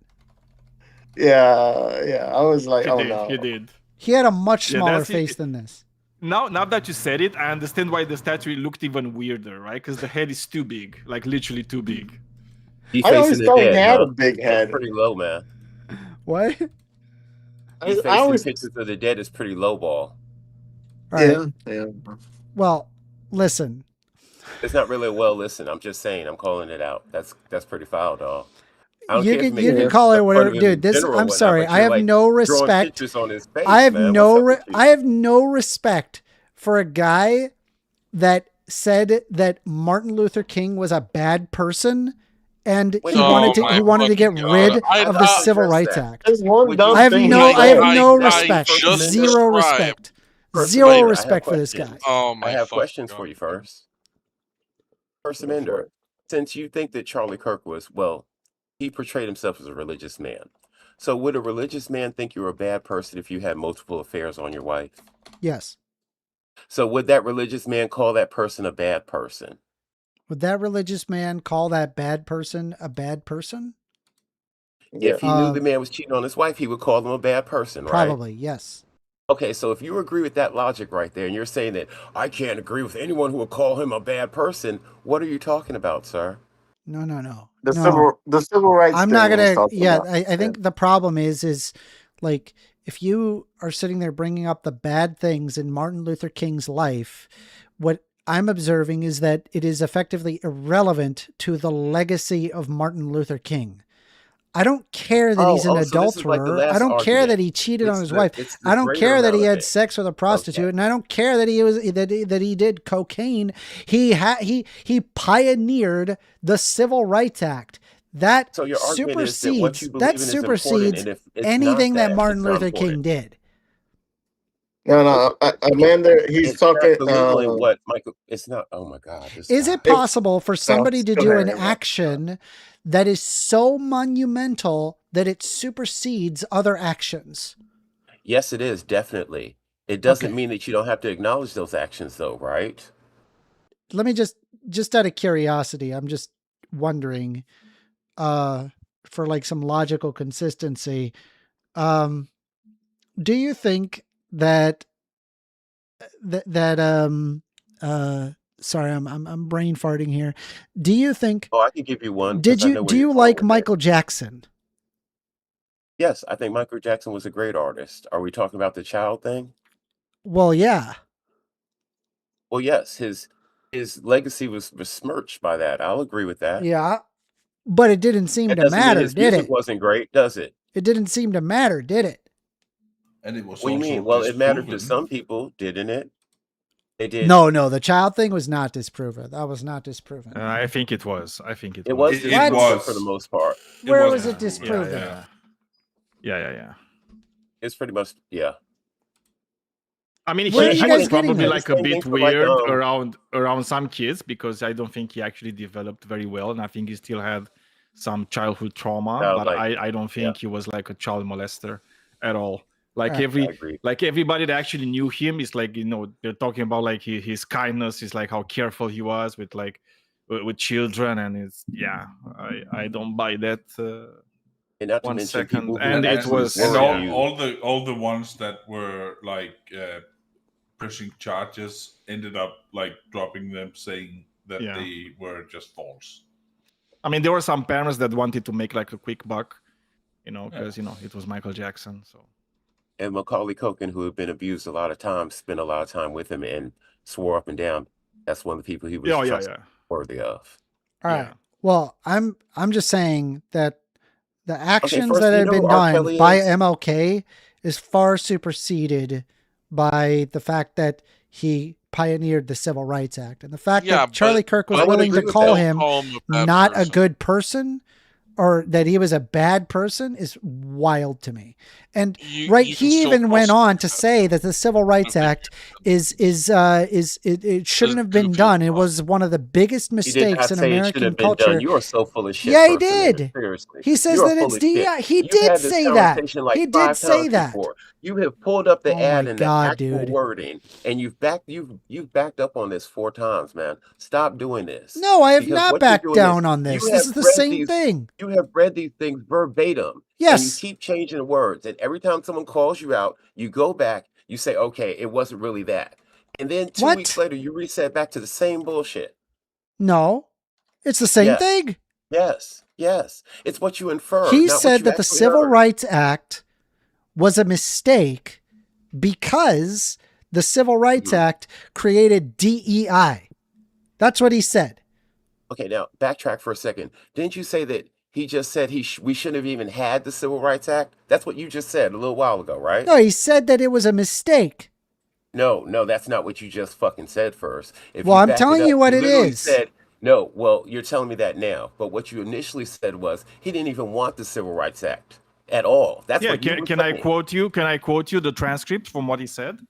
I'm going to quote you the transcript, like verbatim. It's This is ridiculous. verbatim. It's ridiculous. He said, I have a very I just very want to be radical clear, view on Daniel, this. Daniel, real quick, before you Yeah. read it, I find it's really, really common how fucking charitable these right-wingers are when it comes to Charlie Kirk. Of course. They are the most, Oh, don't they will call me be a right-winger. so It's me. You're surgical, talking to me. so It's AWOL. fucking You say it's- charitable. it's me. AWOL, they will be so, you will be so charitable and so apologetic towards people that unironically would love to get rid of your rights. White Charlie supremacists Kirk wants to get rid of love my people rights, like right? Charlie Kirk because Yes. people No, like that's not Charlie fair. Kirk What you're talking did about their first. work for them.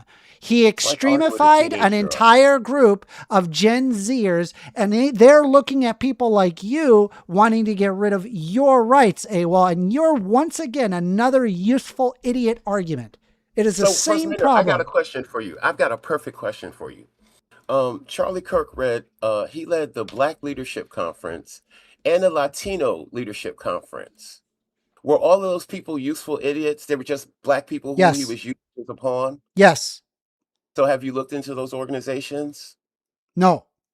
No, of course you haven't, because you're an opinionated and you don't know what the fuck you're talking I about. do know what I'm talking about. I do know what you're talking Yeah, about. Show you yeah. I what mean, you're were there Jewish coalitions helping out the Nazis? Yeah. Were they useful idiots? Yeah. You know, it's funny. The guy who you say is a monster is far more forgiving than you've ever been on any of your shows. Straight up. He's would not tell you- forgiving. was Charlie not Kirk was not forgiving. I have forgiving. never heard What do Charlie you Kirk mean? Forgiving. He was He What was a- one of what the a most clown. disgusting people in you're American both politics. completely wrong. Every week I No, we're see this not. show, and first is cussing people out, telling them they're a piece of trash and this and that.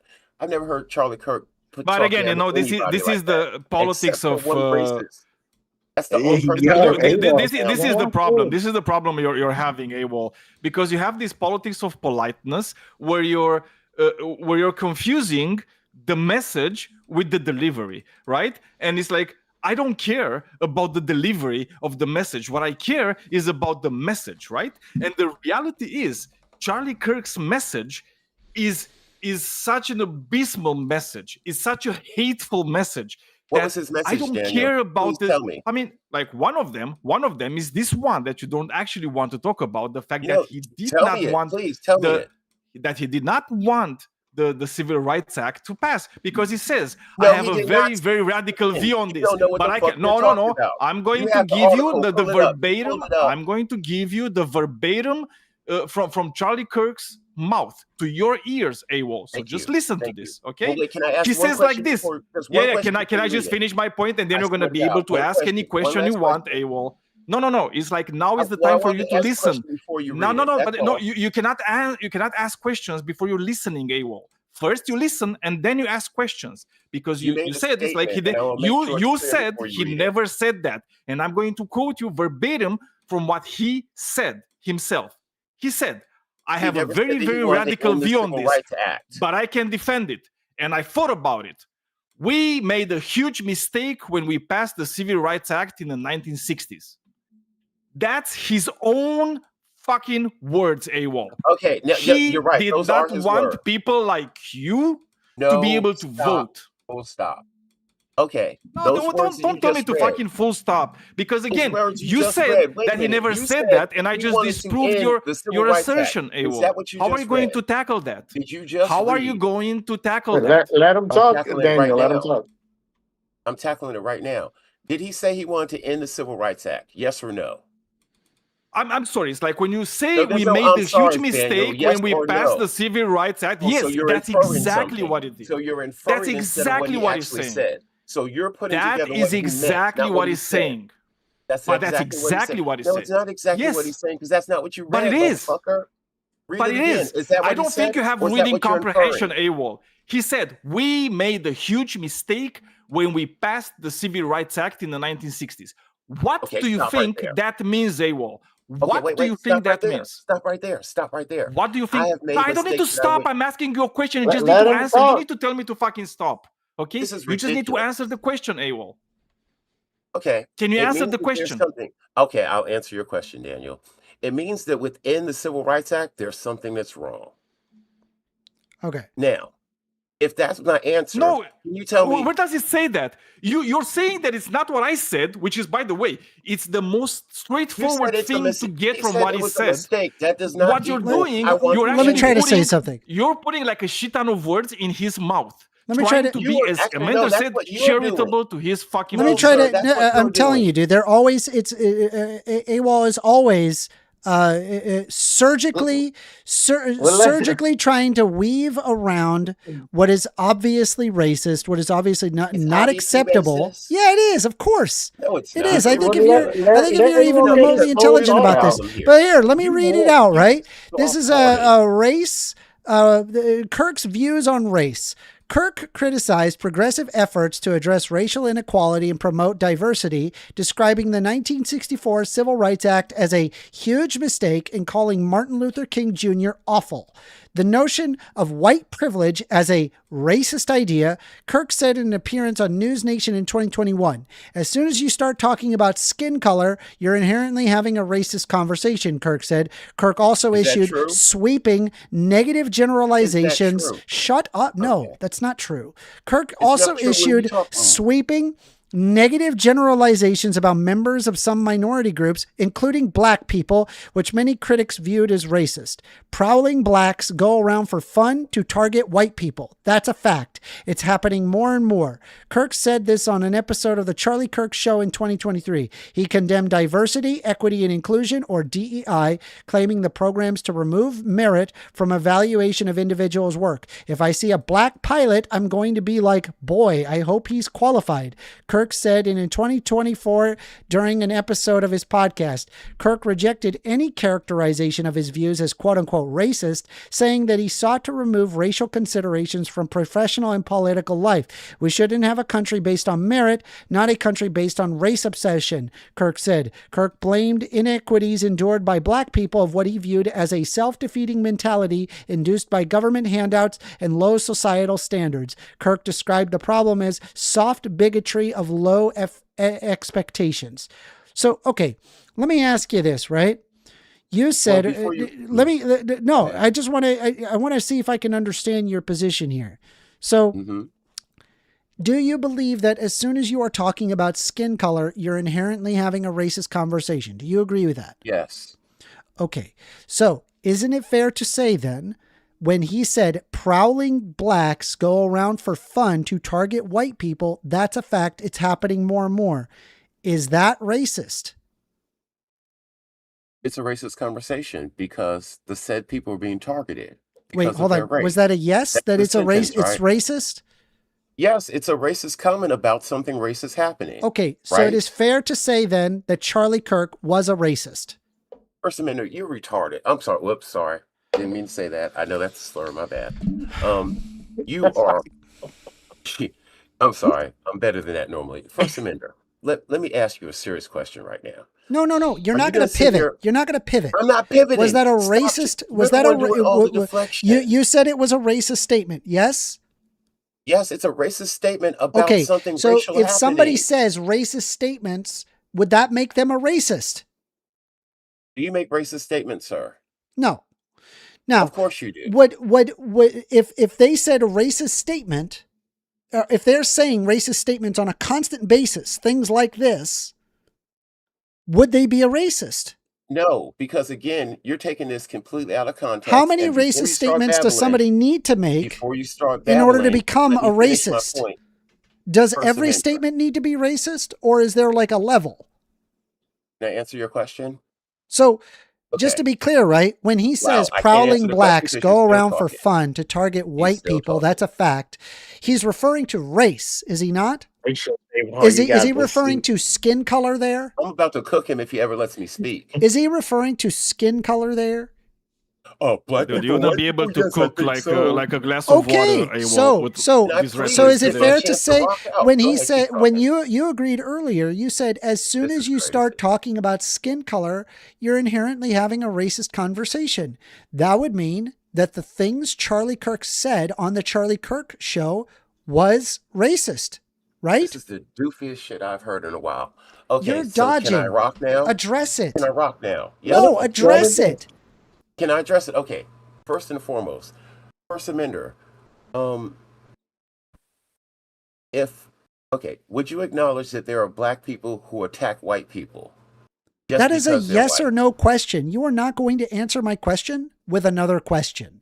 You're intentionally dodging because you know that it is an uncomfortable reality in realizing that Charlie Kirk was a racist. You agree that when you start talking about skin color, you're inherently having a racist conversation. So if Charlie Kirk consistently says things like prowling blacks go around for fun to go target white people, it is fair to say by your light, it's racist. Is that true? Or is that not true? Yes or no? I think it's not true because you won't let me elaborate. It's not true. All right. I'll tell you exactly elaborate. How is it not true? Because you're contradicting yourself here. Because in one instance it is racist, and now in the other it's not racist. So go ahead. Let him talk. Jesus Christ. Listen to me, First Amendment. How many times on your show do you talk about racial things that happen in the community? How many times have you talked about racial violence? This is a tu quo qui. Look up what a tu quo qui is and then come up with an actual argument. So prowling, so saying as soon as you start talking about skin color, you're inherently having a racist conversation. We know that Charlie Kirk had consistently saying negative derogatory statements specifically about black people on the basis of their skin color. So is it fair to say that he is racist? First Amender, how many times have you talked about racial issues on your TV show? That is on a your tu program? quo qui fallacy. I don't give a damn Google what a I tu don't quo care what qui kind of is. That has fallacy it is, sir. absolutely Answer nothing to my do with my question. argument. You're answering my question with another question. So I'm going to ask You are you full of shit, again. You Bert. said no. I want to understand why. Because you can talk about racism without being racist. It's as simple as that. Hold So on. if you sit So here you and could tell talk me about that, race. wait, So stop. just to be clear, Stop. right? It is not My God. racist to say that prowling blacks go around for fun to target white people. That's a fact. It's happening more and more. That's not racist to say. No, it's not racist, and I can prove why. Go for But it. but I'm to listening. prove it, I have to ask you a question, and you have to answer it. Is that fair? Yeah, I answer questions all the time. I'm waiting for you. I'm waiting for that's you to two answer points. my Okay, question. Don't so answer my here's the question with question. another Here's the question. question. Well, I just asked you, right? Stop wiggling, you I'm little not worm. wiggling Stop at wiggling. all. Answer. Can I You're ask the you the one question? that's Yes or no? avoiding the very clear I'm not implication avoiding that is a racist as fuck thing to Stop say. deflecting, First Amender. I love that you say You're this scared of my as I love question. how That's you why you say won't let this me as a ask it. black man. It blows my mind. Man, now you're gonna throw shade because I'm black. Can I ask your No, question? I'm not now? throwing shit because you're black. I'm saying that you're Can I applying ask you the apologetics question, on someone sir? that legitimately disdains you. And I want to Oh my understand Jesus. how Do you see the think it's not deflection going on racist. here? You are like a ninja. How It's is it not incredible. racist? How did you matrix dodge that? Let How me is ask it the not question. racist? All I right, can let him do answer it. Let him do it. Okay, so First Amender, would you say that there are Ku Klux Klan members who go You out are at not going to nighttime answer to my attack question black with another people? question. How is it not racist, You are so Awol? full of shit. Answer my question, sir, please. No, you're not answering my question with a question. I'm asking you, how is it not racist? It is not racist to bring up a racist subject. Okay? Because if that was the case, you could never talk about anything about race at all without it going into racism. All right. If somebody said You're saying black that people anytime are someone, inferior, is that racist? yes, that particular Yeah. statement is racist. Okay. So when they're saying prowling blacks go around for fun to target white people, that's a fact. It's happening more and more. What do you think that is implying? It's not implying anything. It's very fucking direct. There are gangs of black people who beat up white people. Now the And that's not, counterpoint and that is now not the racist to counterpoint bring is up. that, oh my God, would you please? I The don't counterpoint would be, understand it, Awol. you I don't really understand don't. because you won't shut the fuck I don't- up. I and don't- let I Of me course, don't it get isn't it. racist to bring up facts. It's Thank not you, sir. racist to bring Calm up down. facts. That's what he's saying. Yeah. There are lots of facts that are The racist as facts, shit. the facts can be No, racist. you're saying What? But There are you lots bringing of them facts up that are isn't racist. What do you racist. mean? First Amender. Okay, stop deflecting for a moment, please. Be honest. Do you know of Klans members who go out to attack black people? If you brought that subject up, wait, let me finish please stop for 1 second. If I brought up the fact that there are Klans members who are outside trying to hurt black people, would that make me a racist for bringing that up? Yes or no? Sorry, repeat that. If I said that there are Klans members who are out hunting down black people and hurting them, is that a racist statement? No. Does it make me racist for saying that? No, because the Okay, intent that's is the to exact not have opposite the of racism. that's the exact flip of the same statement that you're dragging out as being racist. No, it's not, the because exact- one of them is it's the designed to same thing. specifically Yes, go it after. is. No, it's It's the not, same Kerr. thing 100%. No, there's an obvious historical implication. Let me ask you This this: motherfucker, is this the term so crazy. is the term cannot. no? And I'll show you how. Is the term right, go ahead. white I actually power think you're and wrong, black but power, are those the same statements in your mind? No, they're Oh, not. But are you gonna let me Wait, ask why is it answer not why the they're not? same? Okay, I'll tell you why they're not. White power is more well, I wouldn't say more popular, but I would say that it has more power base because of the amount of the population and historically. But at the same token, black power falls under the same category of I want to take this from white people. I want to hurt white people for this reason. So in my eyes, Black power both of makes them are no bad. implication of that. It is You're a white fucking power fool. that did that.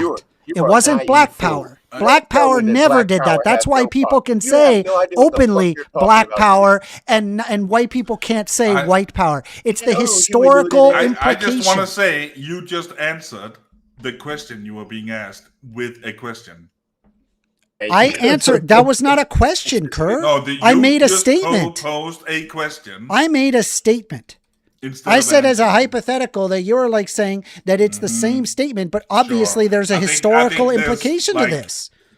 99 out of 100 people here would know that you just answered the question with the question. Okay, Kerr. Okay, so First Amendment. Can I ask you something, Awol? Because look, I haven't talked a while. So when he said there's roving gangs of black people targeting white people, because that's what Charlie Kirk said, right? Like he said prowling blacks. That's happening, and it's happening more and more. It's like, do you have any instances of that actually happening with like this pestilence of like because look, if he's just saying that and he's lying about it. Thank you. Right? Thank you, working man. That's where I was going to go with it. Yes, Daniel. Less than 2 years ago, there was this big social media thing called the knockout game. And it literally was younger black men were just walking around, finding someone white and just knocking them out and filming it. And the thing was that this was happening all around America. And in my own hometown, it happened 4 times where it was on the news. Just random white guy at the grocery store just gets punched in the fucking face. So yes, those things were like do we only have to look at like an internet culture thing? Can someone please call in? Do we only have to look at like an internet culture you asked for one, because no, this is absolute. I mean, in my opinion, right? I feel like I'm showing somebody a brick wall. I feel like I'm that one meme from Man Ray of "Is this your wallet?" where I'm pointing out the exact steps, how it leads to a very clear racist implication, and the goal is to ad hoc reason that Charlie Kirk was not a racist, when if you just look at what he said, read what he said, take what he said in, realize, oh yeah, he was a racist. Right? It's as simple as day, but you have to read between the lines and try to twist it in such a way, even though that the things Charlie Kirk said are legitimately actually fighting against one another, because you have Charlie Kirk on one hand,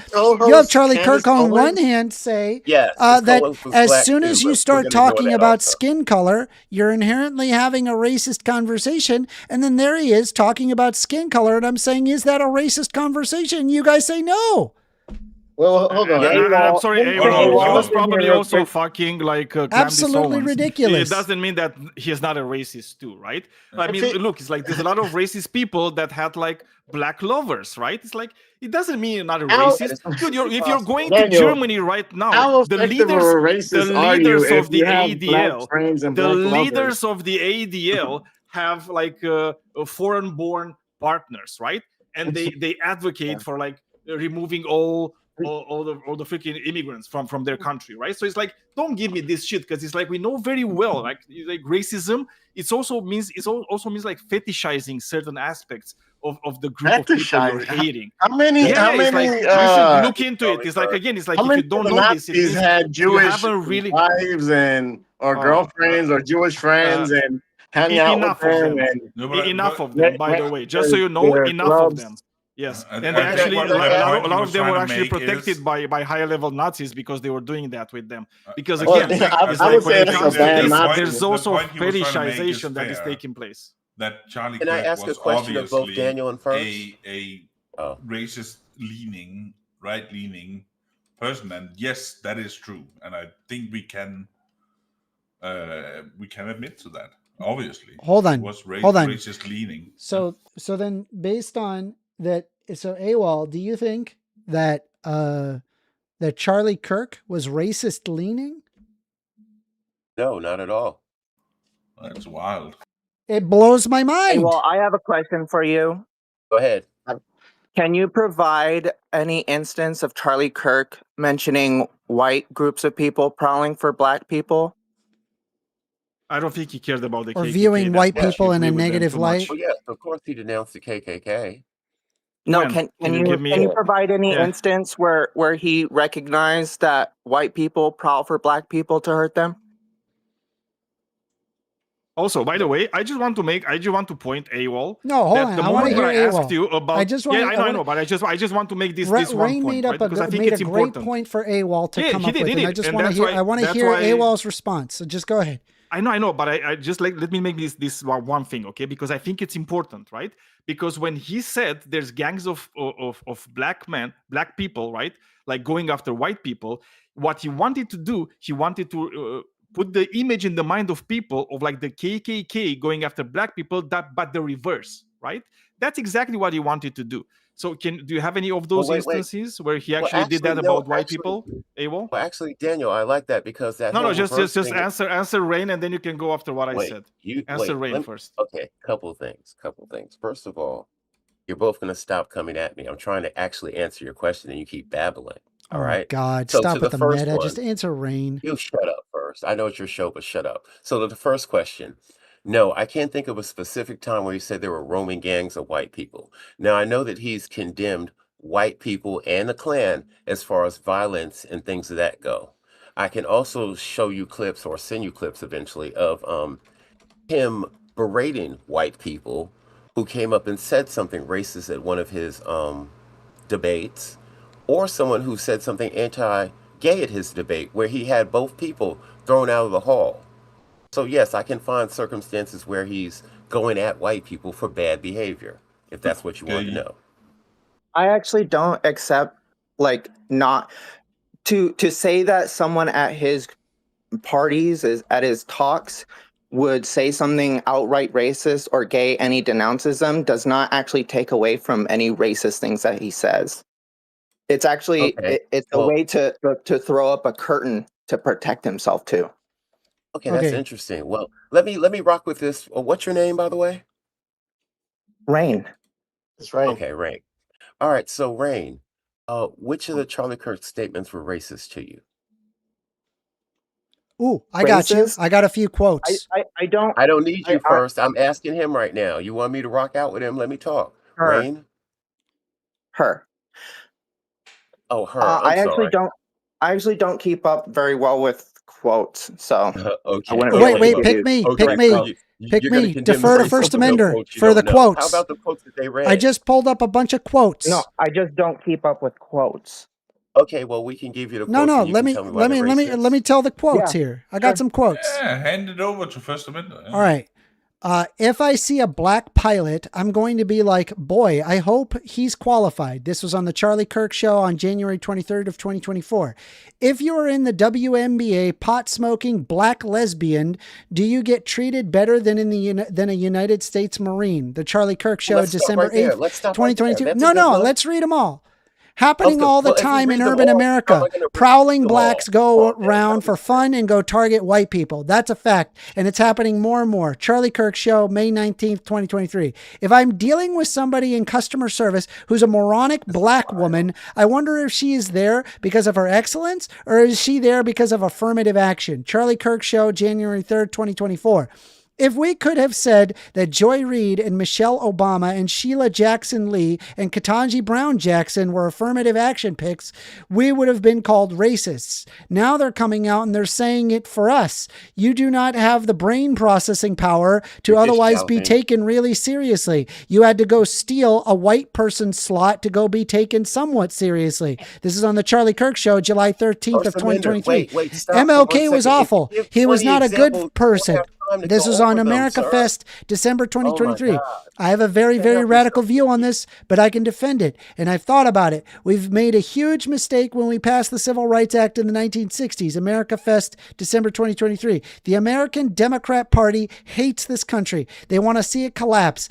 They love it when America becomes less white. The Charlie Kirk show, March 20th of 2024. All right, there you go. There's a crap ton of racist fucking quotes that he said by his lights, mind you. Okay, thank you. Oh, thank you first. Appreciate you. By the way, Rain, I just realized who you are, so this conversation just got a lot better.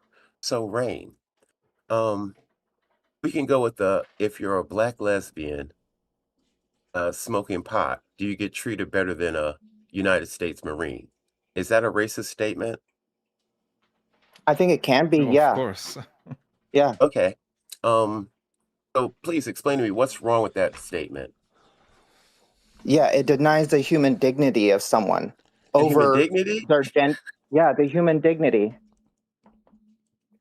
Okay. All right, a couple of quick things. If the person is black and they are a lesbian and they're smoking weed and all those things are established facts, is that wrong to say? No, but giving them as reasons why they should be put second is. Wow, you seem to be struggling. I'm curious about something. All right, so Don't project on him. Come on. No, What am I Daniel. struggling with? Step back, Daniel. What am I Ray has struggling been with, going to me Awol? for a while, so I would really like to have What this am I conversation struggling with, her. Awol? Okay, what I'm asking you is, What am if I the struggling with, descriptor- Awol? I'm answering you. What If the am I descriptor- struggling with, Awol? Okay, for the 4th time, I'm giving it to you. If the descriptor is correct, they are black, they are a lesbian, and they're a pot smoker, and they themselves agree with all of that, is that statement wrong? Just that part of it, to start. What are you talking about? Are you saying is it wrong to state descriptors of someone? Yes, we're going over the quote, right? And we're going over why the In quote context, is racist. it can be.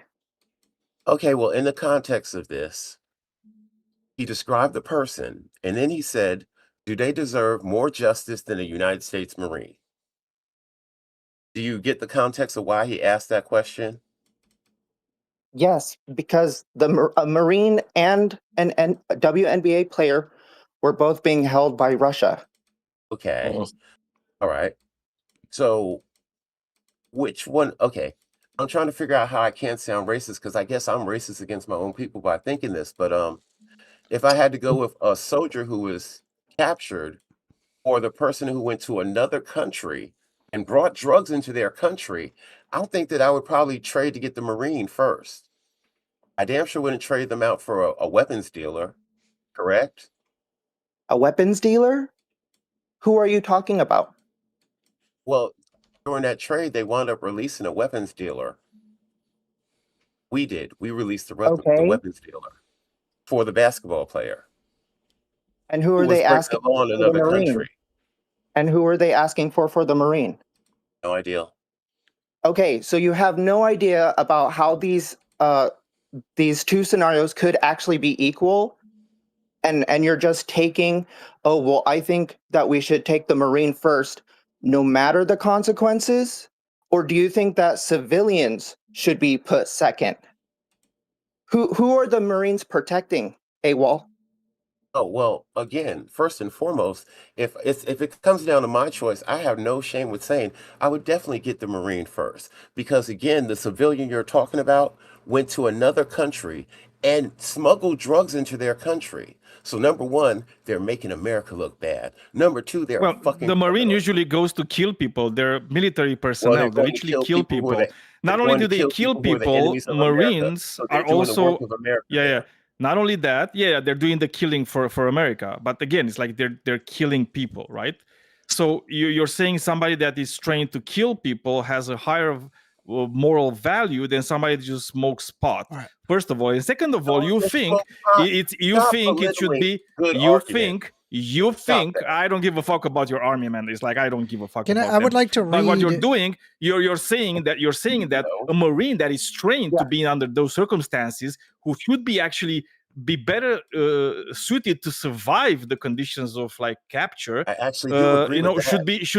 should be gotten first back first, not the civilian, which is crazy because as Rain said, who the fuck is the Marine protecting? If not the civilian. I think the Marine should be the one just saying, is like, I want to stay here, just trade the civilian, not me. So I wanted to read this speech because while you guys were talking, I took a look at this speech and I really, I think I am in full agreement of this speech, and I'm curious as to what you would think of it, Awol, judging by your current understanding. This is from the Honorable Benny G. Thompson of Mississippi in the House of Representatives, and this is on Thursday, September 18th of 2025. Mr. Speaker, I rise today to express my concern regarding the direction of our national discourse is taken following the death of Charlie Kirk and to share my reservations about the resolution before us today. I condemn unequivocally and in the strongest terms the violent murder of Charlie Kirk. I am praying for his family and our nation as we navigate the aftermath of last week's horrific shooting. No one should be killed for what they say or what they believe, and any claim to the contrary betrays the values upon which this nation has been founded. But my deep regret that Mr. Kirk was killed and my respect for his First Amendment right to express himself freely does not make him someone that should be elevated as a role model for the American public. The resolution before us today would do just that. The fact is that Charlie Kirk's rhetoric was divisive, disparaging, and too often rooted in grievance. The beliefs he evangelized normalized fringe views of race, sex, and immigration. I have spent my entire career, from the peak of the civil rights movement until today, advocating for equal rights for everyone, regardless of race, sex, or religion. I have sought to carry on the important work of civil rights leaders like Dr. Martin Luther King Jr. I have worked to eradicate prejudices and stereotypes that suggest the color of someone's skin or their gender or their religious beliefs could somehow limit their potential. I believe strongly that America is stronger, safer. Ooh, thank you very much, Witch. Witch says, thanks for the show today. The talks might get contentious and we might not all agree, but this helps us see the humanity in each other. Keep it up. And also, hi, Bobro. I believe strongly that America is stronger, safer, and more secure when everyone who lives here has the opportunity to achieve their highest potential. When I was growing up, I never had a new textbook because people in power did not think that people that shared my skin color deserved them. My right to vote was hardly guaranteed.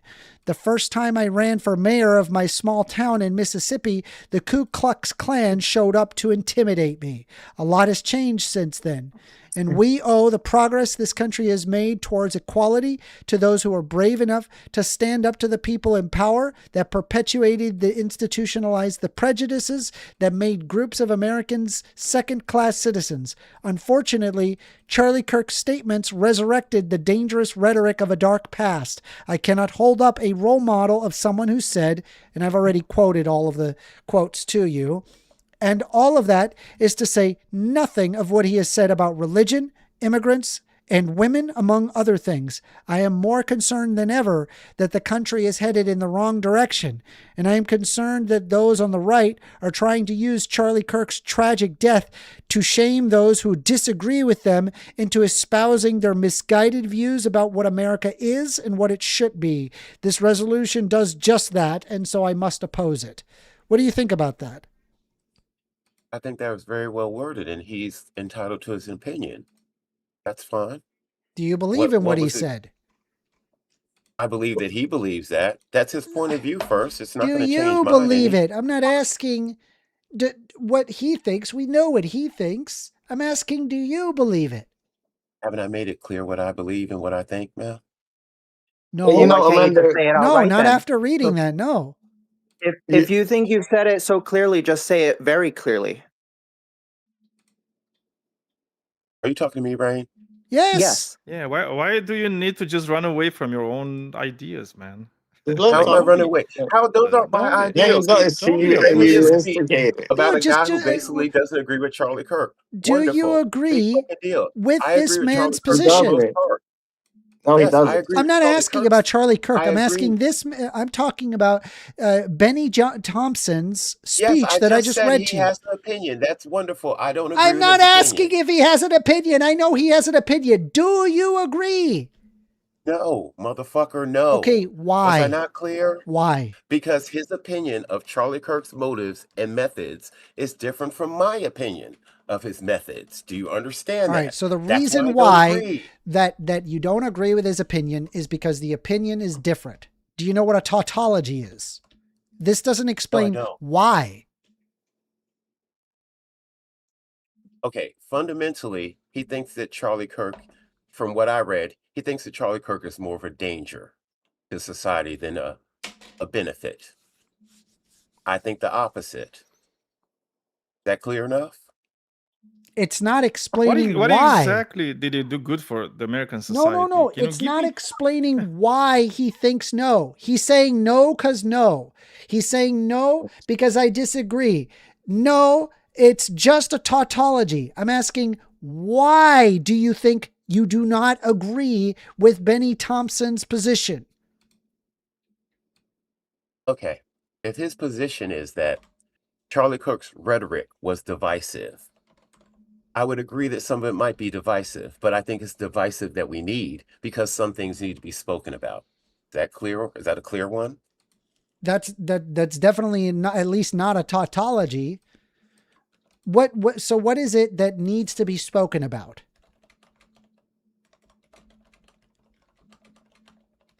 Jesus Christ, all of it. Okay. Is it that Well, like if you specifically, smoke like what weed Charlie in a Kirk was different saying. country, that is, if you break other countries' laws, it's tantamount to being black or lesbian? Rain, that's silly. With all due respect, No, the I'm asking you a person was. question. What about Well, the He's kind of what quoting about person Charlie's actually words. was. what about the The quote? person actually was. Okay, all three of you at the same time. No, Somebody got to shut the go hell ahead. up. Go ahead, Awol. Okay. So as I was It's saying, not silly the at person all. was black. Shut up, Daniel. It Okay. wasn't Daniel. The That was I didn't person say was. anything. That was me. Oh. Okay. My bad, Daniel. I take that back. I'm sorry. Yes, I agree that the person was black and lesbian. How tall was the person? What's that? Brittany Rayner? She's probably like 6'3", 6'4". No, maybe Okay. 6'2". Why did Charlie Kirk not say that a tall black lesbian person who smoked weed in a different country should go second? Why does tall make a difference in a sentence at all? Why does black or lesbian make a difference in this sentence? Because it was a descriptor. What is this? Because she was a black lesbian pop and how smoker. relevant is that descriptor? If the person was, relevant. we Wait. shouldn't. Hold If on. you go to the newspaper, How relevant is the if you descriptor? go to the Because newspaper, The most obvious thing. I mean, like it's the seriously, most obvious thing. it's part of reality, isn't it? She's a black woman who's a lesbian who smokes pot in another fucking country. Was her height also reality? You're Was all her height emotional also about it. reality? Was her height also reality? I don't give a happy shit about her height, but yeah, let's say she's tall. Yeah, Big deal. He left because it tall shows out a flaw in your thinking. because he didn't mention she was tall.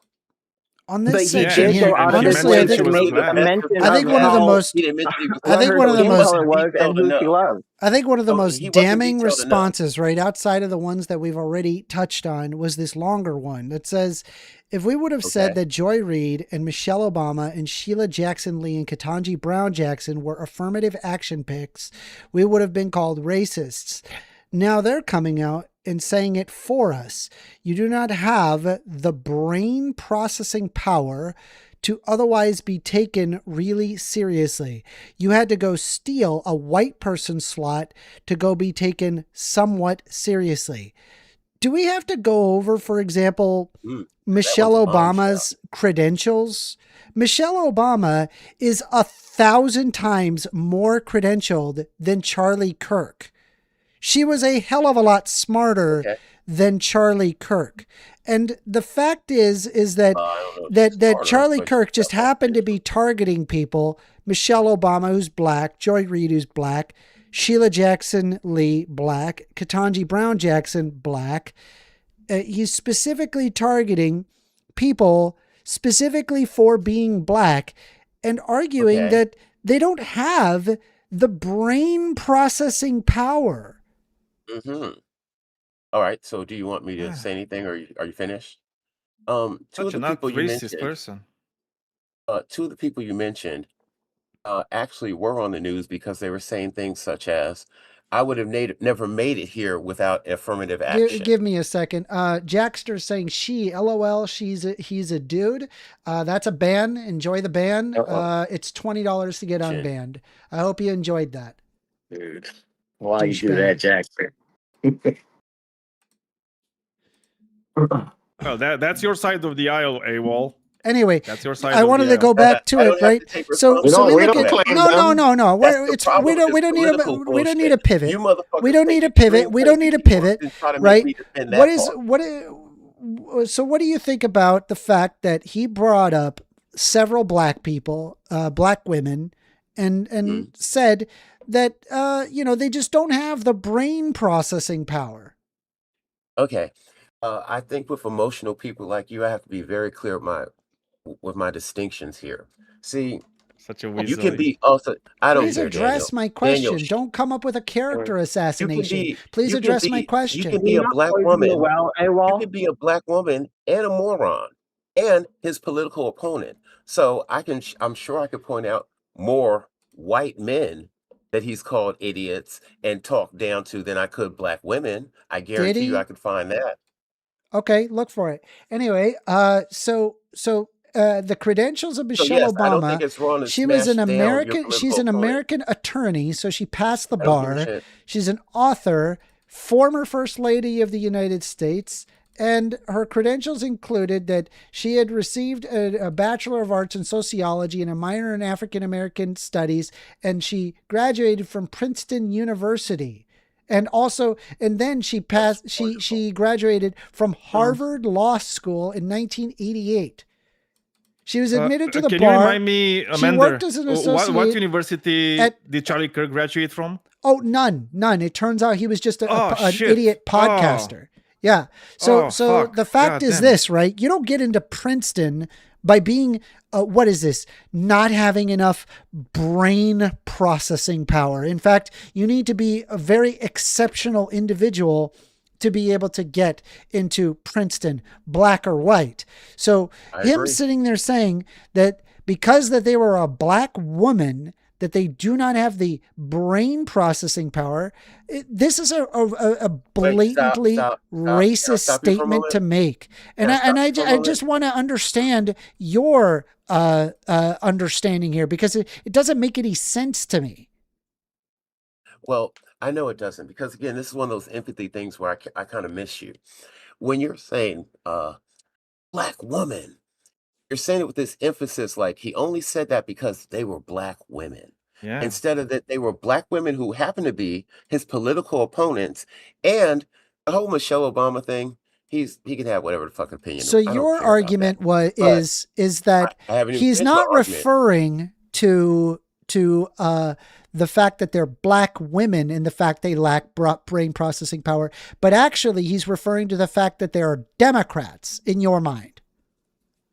Well, some of that, because again, some of this was in response to, I forget which of these, two of these ladies up here had gone viral. Can I say something to you, Awol? And I'm just going to say very frankly with you. Do you genuinely believe that? Can I be just as frank if I answer? Do you really believe that?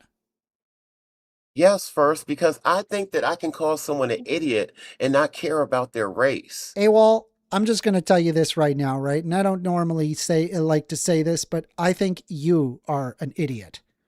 You're a fucking moron. If you legitimately believe that the reason why Charlie Kirk brought up 1, 2, 3, 4 black women, the reason why is because they're Democrats, not because they're black women. I think you, sir, are the dumb one. You are the dumb one.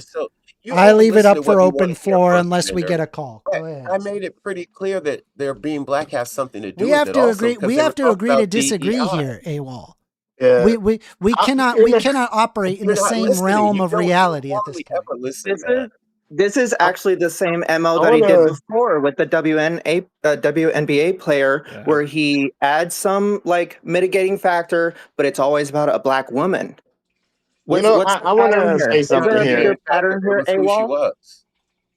Is there a bigger pattern here, Awol? Earlier, Amanda asked me if anything like is changing my mind. I'm kind of changing my mind a little bit about this Charlie Kirk guy. I've been reading some of his stuff, and yeah, you should. That's the best way to actually understand who he was. He was a racist piece of shit. Which, by the way, I wouldn't go that far. He was. Just go deeper into him. You're gonna see. Does definitely read that way. He was a racist. So the thing is, Awol, is like you were criticizing earlier Amanda for being you again with the empathy, which is like it's very telling, because Charlie Kirk was also like very against empathy, right? He said that empathy is really dumb and we should really we shouldn't really care about it. And I like to see that you're living his values, right? Where you don't care about empathy, unless it's about me and a man they're making fun of a statue of Charlie Kirk, where you suddenly find your empathy and you're saying, oh, it's like, why are you making fun of a dead person? So apparently it's only, and then you only care about the empathy of the people Daniel, when it comes to people you like, right? You've heard me talk quite a few times. Can you think of some time where I made fun of my dead political opponents? Did you listen to what I said, or you were just like waiting your turn to speak? I told you the fuck out, to be honest, because you were pissing me off. No, I did. So what did I say? I did. What did I say? Man, you got a great microphone. Your mic overtalks everybody somehow. I don't know how you do it, but it's a great microphone. I mean, I could probably up my gain if I want to overtalk him, but I do have empathy for others. Is my mic too loud? No, your mic is too low. You need to raise your mic. I wish you could get a full thought out, but it's hard. They're not going to let me. But wait, before I have to go smoke a cigarette anyway. But first, are you going to be on long enough to watch the Trump disclosure, all this shit? Oh, you know what? That is going on. Maybe we should watch that. Yeah, go back and watch that. Imagine if you're caught in Russia and Charlie Kirk would say, "Oh, should we care about this black man that's smoking and or for the serviceman?" Right? Well, see, then maybe you would care if he says black, right? Daniel, maybe then you would understand the whole thing. Real talk. I would never go to another country smuggling a bunch of drugs and not expect to get busted. So no, you can't put me in that situation. All right, looks like we do have a Trump speech. Let's take a look at it for a bit. Let's see. On overtime and no tax on Social Security for our great seniors, along with the interest deduction on a loan used to purchase a car, but only if that car is made in America, and a 100% expensing for our job-creating businesses. Our stock markets are at their highest point in many years, but we can actually say of all time. And your 401ks, pensions, and retirement accounts are setting records every single day, the highest in history. For years, we paid the highest price for prescription drugs anywhere in the world. Now we pay the lowest price under my most favored nation's policy because I was able to get the rest of the world and the pharmaceutical companies to act responsibly. Drug prices are coming down by 70, 80, and 90%. TrumpRx.gov. This will ultimately reduce the cost of health care. You have to go to TrumpRx.gov and take advantage of it. But the cost of health care is coming way down because of what we've done with prescription drugs. And with Trump accounts, every child in America now has access to a tax-free investment account to save for their future. Billions and billions of dollars are being invested, put in by companies and individuals to take care of our children so that at age 18, they will have potentially hundreds of thousands of dollars in their account, and they'll get off to a great start in life. So for that, go to TrumpAccounts.gov and sign up your child or any child who'd like to sign up. Our previously wide open borders have been transformed into the most secure borders in the history of our country, with 0 illegal aliens being admitted to the United States in the past 14 months. That is 0. Nobody thought it was possible. We had the worst border in the history of our country, and now we have the best. Crime is plummeting nationwide with the murder rate at its lowest level since 1900. Or more than 125 years ago. We're making a record investment in our armed forces, and we have the strongest and most powerful military by far anywhere in the world. I built it during my first term, and unfortunately, we're forced to use it now. We won in Venezuela, which is now working with us to produce millions and millions of barrels of oil. We are likewise winning big in Iran, and you will see the fruits of that labor very, very shortly. America is back and doing really well, but we still have a major challenge that must be urgently addressed, because no country can be great without fair and honest elections. You have to trust your country, because if there can be no trust, there can be no greatness. And that's very simple. No trust, no greatness. For many years, I've called for bold, swift, and decisive action to protect the integrity of America's elections. Every American deserves to know that when they cast their vote, that vote will be counted accurately in a system, and that is to make that system secure. One where cheating and interference are not just difficult, but virtually impossible. Unfortunately, the system we have today falls catastrophically short of that standard. Tonight, I'm announcing the immediate declassification and release of critical intelligence revealing shocking vulnerabilities in our election infrastructure. This evidence shows that the election system we have dangerously exposes, and really exposes like levels never thought possible, to hacking, exploitation, and foreign interference. Just as disturbingly, this vital information has for many years been covered up and hidden from you, the American people, our beautiful, our great American people. But that all changes right now.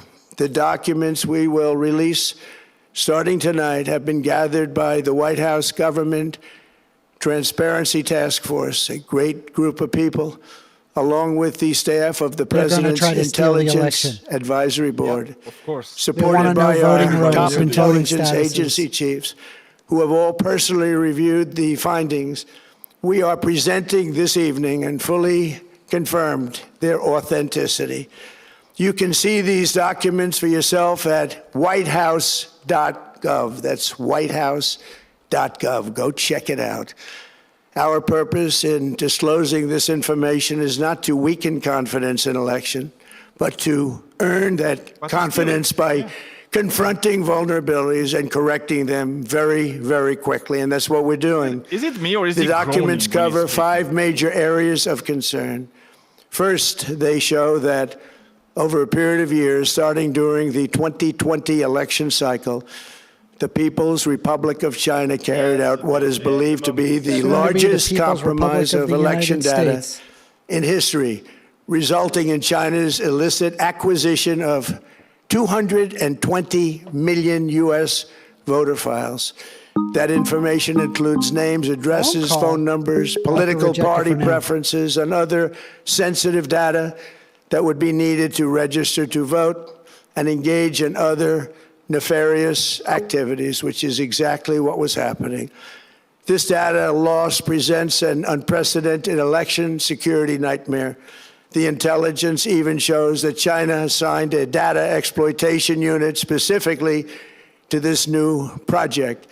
Compounding the travesty, the second set of documents we are releasing reveals that members of the deep state, very, very famous group of people, in many cases, in our intelligence agency work to actively suppress and downplay information about the extent of China's sinister election meddling, covering it up from both the president and the American people like nobody thought was possible. U.S. spy agencies began learning about the compromise of voter registration files in 2020 when they discovered that tens of millions of voter data, think of that, tens of millions of voters' data This is a in lie. 18 states have been Empirically bought, false. This was never stolen, or hacked by This China. never happened. They're gonna Yet those manufacture That never responsible happened. for sounding the That's alarm fabricated. instead kept the information secret and hidden. They did not False. disclose to me as president or to anyone else, and to the best of our False. knowledge, There was never any they did not evidence. inform Congress. In fact, all they kept saying is, this is the most secure election in the history of our country. That's because a it standard, was. very pat line that was divvied out to say. The cover-up of this colossal security breach is even more disturbing in light of the additional information showing that China engaged in This is an other attempt to get voter election-related registration activities to numbers. undermine my first administration and who in people our are going to vote 2020 for, campaign. Democrat and Republican. They did not want, and they just didn't want it. They fought like hell not to have it, Donald Trump, to win, and for good reason. As the documents we are releasing show, CIA reporting explicitly stated, and I quote, in mid-2018, the Chinese Communist Party's policy was to leverage all domestic and foreign elements that were opposed to the U.S. president in an effort to reduce the U.S. president's votes and make him resign or prevent his re-election. Isn't that nice? Also, in mid-2018, China was working to influence the results of the U.S. midterm elections and later the results of the 2020 presidential election itself. Separately, in mid-2019, the Chinese government's strategy against the United States was focused on undermining domestic confidence in the U.S. president. They wanted to just make you sound like your president wasn't so hot, when actually your president has done a great job, and they did everything possible to do exactly that. Going on, this document says, and this is by the CIA, the strategy included efforts to use Chinese contacts with big U.S. companies to influence U.S. business leaders to turn against the President of the United States of America. The Chinese government sought to identify U.S. journalists who had reported negatively on the U.S. president and pay them large sums of money to write more negative articles about him, as many as they could, and they didn't care what they said. The Chinese government wanted U.S. president to lose the next election, and the reason they wanted me to lose is because they knew I was wise to them, charged them billions and billions of dollars worth of tariffs, and built the strongest military anywhere in the world. We have the strongest military anywhere in the world. These are exact quotes from the CIA reporting. The name of the person doing the quote is now under review, but it gets even worse. Raw intelligence obtained by the FBI in 2020, yet buried by rogue bureaucrats, stated that China's activities even included an attempt to manufacture illegal ballots for Joe Biden. Documents show that during this period, dozens of significant CIA and NSA reports about China's election targeting were kept out of the presidential briefings. These were briefings I would get almost every day. Everything was kept out that was of importance. One email among intelligence analysts admitted that they had, quote, deliberately massaged the presidential daily briefing to withhold information regarding Chinese activities related to the election. Another official inside the FBI wrote that she was running, quote, a shadow government, unquote, to keep intelligence about China's election meddling from becoming known and to keep it away from the honorable press. Other officials who witnessed such efforts perceived the motivations to be blatantly political. Recently, we found significant numbers of burn bags in formation, and this is a group of bags that were used to destroy information given by President Barack Hussein Obama to be burned. It was supposed to be burned. These bags were supposed to be at a different level by different people, incinerated and checked, but it never happened. Maybe we got lucky. We believe this was not done on purpose, but rather through gross incompetence of the people that were supposed to burn the bags. Provide evidence. But the findings are stunning. Today, I'm asking the Office of the Director of National Intelligence, the Department of Justice, the FBI, and the CIA to investigate how and why such crucial information was hidden, to fire those involved in the cover-up, and to file criminal charges, if appropriate, against these people. Yet concealing China's meddling was only the beginning. He hates Obama because the third set of documents we are releasing Obama proves that for many years, Americans were blatantly lied to about the security of our election infrastructure, including electronic voting machines and ballot counting systems, dishonest, almost all. They're vulnerable and they're easily compromised, and people within our government knew that. Tonight, we're publishing a series of previously classified U.S. intelligence community assessments Proof or it didn't happen. and other reports proving that our government has long known these machines are I'm sure extremely we'll exposed to attack. As one assessment states, we judged Amender, that they were the writing United emails States where they said, adversaries, "Well, I'm doing including crimes. at a Do you want to minimum do crimes Russia, with me? China, Let's do a Iran, North crime." Korea, as well as non-state Like, groups, even if he was have the correct about capability this, to compromise U.S. election infrastructure. what, like, That's unquote. what but relevance that's would this some have statement today? is He's made by president now. Supposedly great Okay. patriots. This is He just wants to be Barack like, I Hussein, told you The document so. goes on Obama. to further state that, What quote, we relevance would assess this have? that Who centralized cares? election-related data trying to establish- We're in repositories, 2026. such as voter registration databases, poll Got clear books, his and name. other official election websites, are most vulnerable to exploitation, and adversaries could use this access to these systems to disrupt election processes though. within the United Cut all States this of bullshit America. out.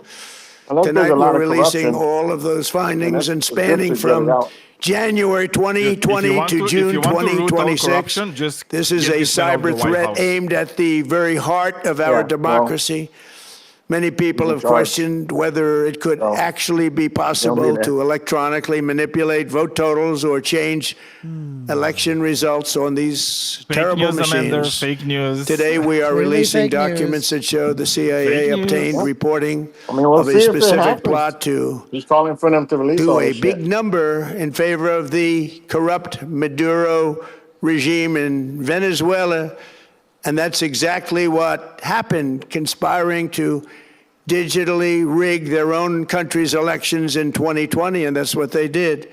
This reporting included That's what precise Trump wants to do. details about methods to develop to digitally alter vote totals in ways that could not be detected even with an audit, no matter how deep they went. This intelligence underscores why we must take urgent action to ensure that our own system can never, ever be hacked or compromised like it was in the past. The fourth set of documents reveals that even Trump is when literally significant wanting to do evidence of exactly fraud has been that by getting detected, voter it records has from the been states. buried and covered up. Well, I mean, they're really good at Among hacking. the disclosures That's why tonight we are need to hack it FBI ourselves files to- detailing evidence of alleged fraud by a large-scale voter Please let me hack registration it. operation in Michigan. In 2020, Michigan State Police raided a Democrat Get Out the Vote organization, corrupt group in Muskegon. And we're so concerned by what they found. They were just so concerned, they couldn't believe it, actually, that they contacted the FBI in Detroit. The documents state that some canvassers admitted to FBI agents that they signed voter registration forms in other people's names, submitted fraudulent registration for people who did not exist, and received gift cards tied to their number of applications that they produced. In other words, it was pay, play, and cheat. The FBI agents working on the case believe that crimes were committed, yet the Biden Department of Justice slow-walked the investigation and killed it. Tonight, I'm asking the FBI director to ensure that the matter is fully investigated and to work with the Department of If he's not Justice too to busy flying prosecute around those to his responsible girlfriend. for any crimes. Finally, to reveal just how vulnerable our elections continue to be, we are releasing the results of a stunning investigation by the Department of Homeland Security. According to the DHS review of state voter rolls and public records, they identified approximately 278,000 non-citizens who are registered to vote in federal elections. Since Democrat states refuse to share their voter files, the real number is actually much higher than that. Yet, even this limited analysis found more than 250,000 foreigners illegally registered to vote. Put together, these disclosures reveal an election system so broken and so vulnerable that no one can possibly defend it. It is not defensible. Hundreds of millions of U.S. voter files are in the hands of foreign governments Our machines and ballot counting systems are exposed to hacking and manipulation and corruption. So what should we do is give them, the Trump administration, access to all the voter records, so that way they know how to gerrymander the districts. And dead people No, because they're like are so listed good. and They're the only active ones on you can the trust, voter man. rolls. Bunch of clowns. And yet we Who else still can have you trust? elections with no voter ID, no proof of citizenship, and tens of millions of ballots floating aimlessly through the mail. As one example of the insanity, California's recent election for mayor of LA and governor was held on June 2nd, a long time ago, but it was just completed a few days ago on July 10th. Think of that, much more than 1 month. Took a month to count the votes. I wonder what they were doing.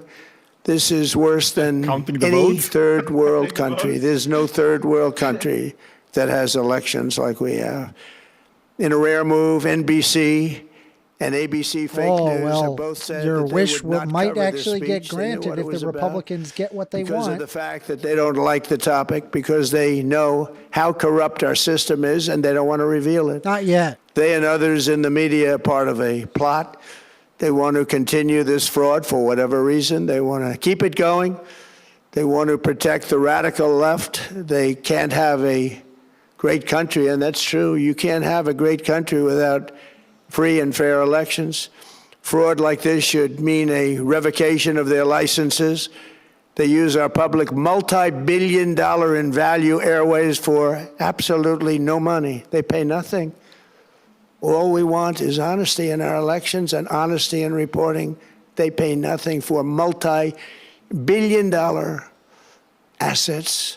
Great damage has been done to our country. Trump and Our Epstein sitting elections in a were tree left is wild. vulnerable to being rigged and stolen, and the trust of the American people was lost. This cannot be allowed to continue. Every American, whether you're a Republican, Democrat, Independent, or otherwise, should be able to agree that we deserve the most secure, honest, and fair election system anywhere in the world. Secure elections should be a partisan, Man, dude, really, this chat does we should not be like Trump. together. Holy crap. I'm Democrats, so glad to see that. Republicans, Independents, everybody. And it should not be a partisan issue. It should cause to unite us, not to divide us. This should be a cause. We should be united, not divided. In light of the brand new and irrefutable information I have revealed tonight, my administration is in the process of notifying the states whose election data was compromised by the People's Republic of China and many others. We will be working closely to mitigate any harm, and we're taking swift action to ensure that sensitive voter data is better protected so we can never be bought, we can never be hacked, and we can never watch a stolen election again. Tomorrow, the Secretary of Homeland Security will hold a briefing to outline his department's recent work confirming cyber vulnerabilities in our electronic voting systems. They are bad. You don't get it We're in the process of informing governors, senators, and members of Congress of potential issues in their states. Every If you look at accusation is a voting confession. today, it's in such bad shape in so many states, and we are committing to fix it. And we're also committing to be working with those states and local jurisdictions to help them fix and patch known technical vulnerabilities before the midterm elections. We have very important elections coming up. Scalybot just We want those donated elections to be $2 honest. USD saying I've the also following: ordered DHS to the notify every orange state turd about is such a non-citizens sore on their loser. voter rolls and direct them to True. remove And all thank you very much for the Dude, dono. he's a loser even from when the winning. lists immediately. Like, holy shit. I But never most thought somebody importantly, So could do addressing that. cringe. this crisis of election security demands that Congress must pass the Save America Act. Okay, thank God. How easy is that to do unless you want to cheat? If they manage to pass the only Save reason you America wouldn't Act, do it that will is you literally want to be cheat the Trump because your policies administration are so trying to bad. steal the midterm And your elections. candidates Yeah, are so okay, I said thank pathetic God that you because can't that get means it's away not or about can't to get try and do elected like a any coup. other way. This landmark bill requires that all voters must show photo voter ID. How simple is that? Wow, what Could I have your dono? photo, please? Photo voter ID. All voters must provide proof of citizenship. Are you a citizen of our country, please? And hopefully there will be no corrupt mail-in ballots, which if you watched California and so many other places, mail-in ballots are inherently corrupt. So you would have no mail-in ballots except for illness, disability, military deployment, or travel if you're going away on business or vacation. These reforms are urgently needed to stop the vulnerabilities that I've mentioned. To all Americans, I ask you to pick up your phone tomorrow, call your representatives in the House and Senate, and demand that they pass the Save America Act without delay. Together, we will restore faith and confidence in our country, and we will be bigger, better, and stronger than ever before. Thank you. God bless you. God bless our great military. And God bless America. Thank you very much. Wow, what a cunt. Yeah, I know. Okay. I just want to clarify. Hey, y'all, phone lines are open. I'm going to open up the phone lines. Hold on. Give me one quick second. Hold on.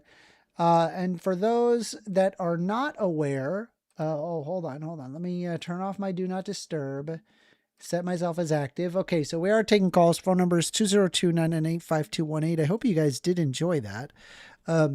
Now, what I find interesting about this, right, a lot of them, when it comes to the Save Voter Act, the idea is that you need to show a proof of citizenship in order to vote. Now, typically, that on its own, on its face value, appears to be fine. No issue with that. The problem with this is that in reality, and you can check this with nonpartisan voting rights organizations as well as civil rights groups, that it is actually, in fact, a direct effort to have voter suppression of legal citizens. There is data that shows an effort to stop the quote unquote non-citizen voting. Number one, that is exceptionally rare. And in fact, the bill is designed specifically to disenfranchise millions of eligible American citizens who do not have easy, immediate access to birth certificates or passports. That is what is happening here, and that's what that fight is about. Amanda, the goal, you didn't hear what he said. What? He said voter ID, a picture voter ID. Picture voter ID. Your birth certificate doesn't have a fucking picture on it. Yes. It's a birth certificate. Yes. Right? So it's like they clearly want to make it as hard as possible in the United States. And by the way, don't forget about the women that actually got married and changed their name. For them, it's almost impossible to be voting. Yes. And so it's going to disenfranchise, unironically, millions of voters across the United States. And let's be honest, the only way that the Republican Party can currently win is by suppressing votes. Because if everybody voted, they would not win. Period. Anyway, we are taking calls. I got time for one more call, and then I'm going to call it for the night. Did you guys enjoy it? What did you guys think about today's show? I did. There was one call. Oh, you know what? We missed this call. Let me call him right back. Let's see. We'll try calling him. Oh, yes. You're right.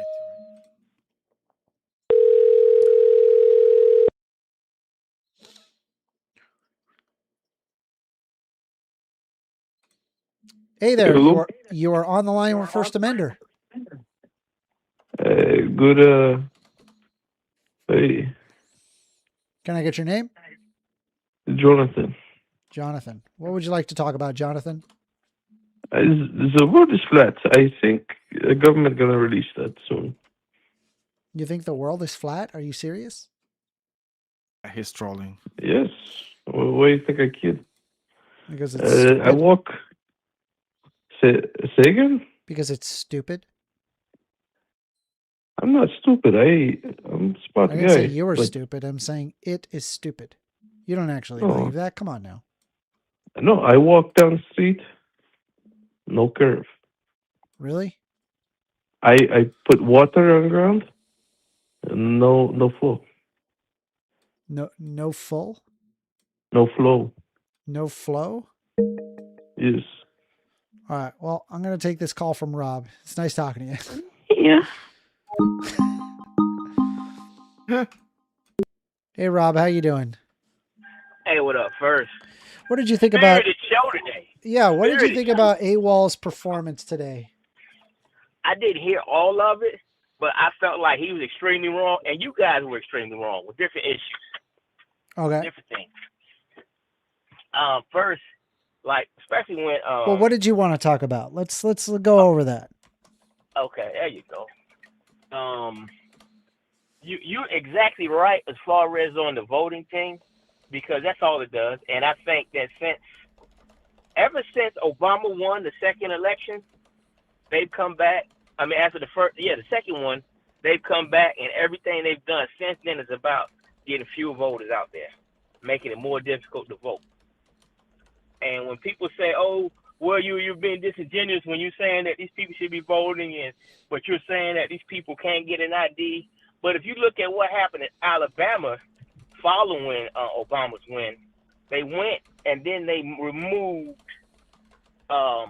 many voter DMVs from the areas, and like of those areas, like 80% of them were majority black areas throughout the state. Yeah.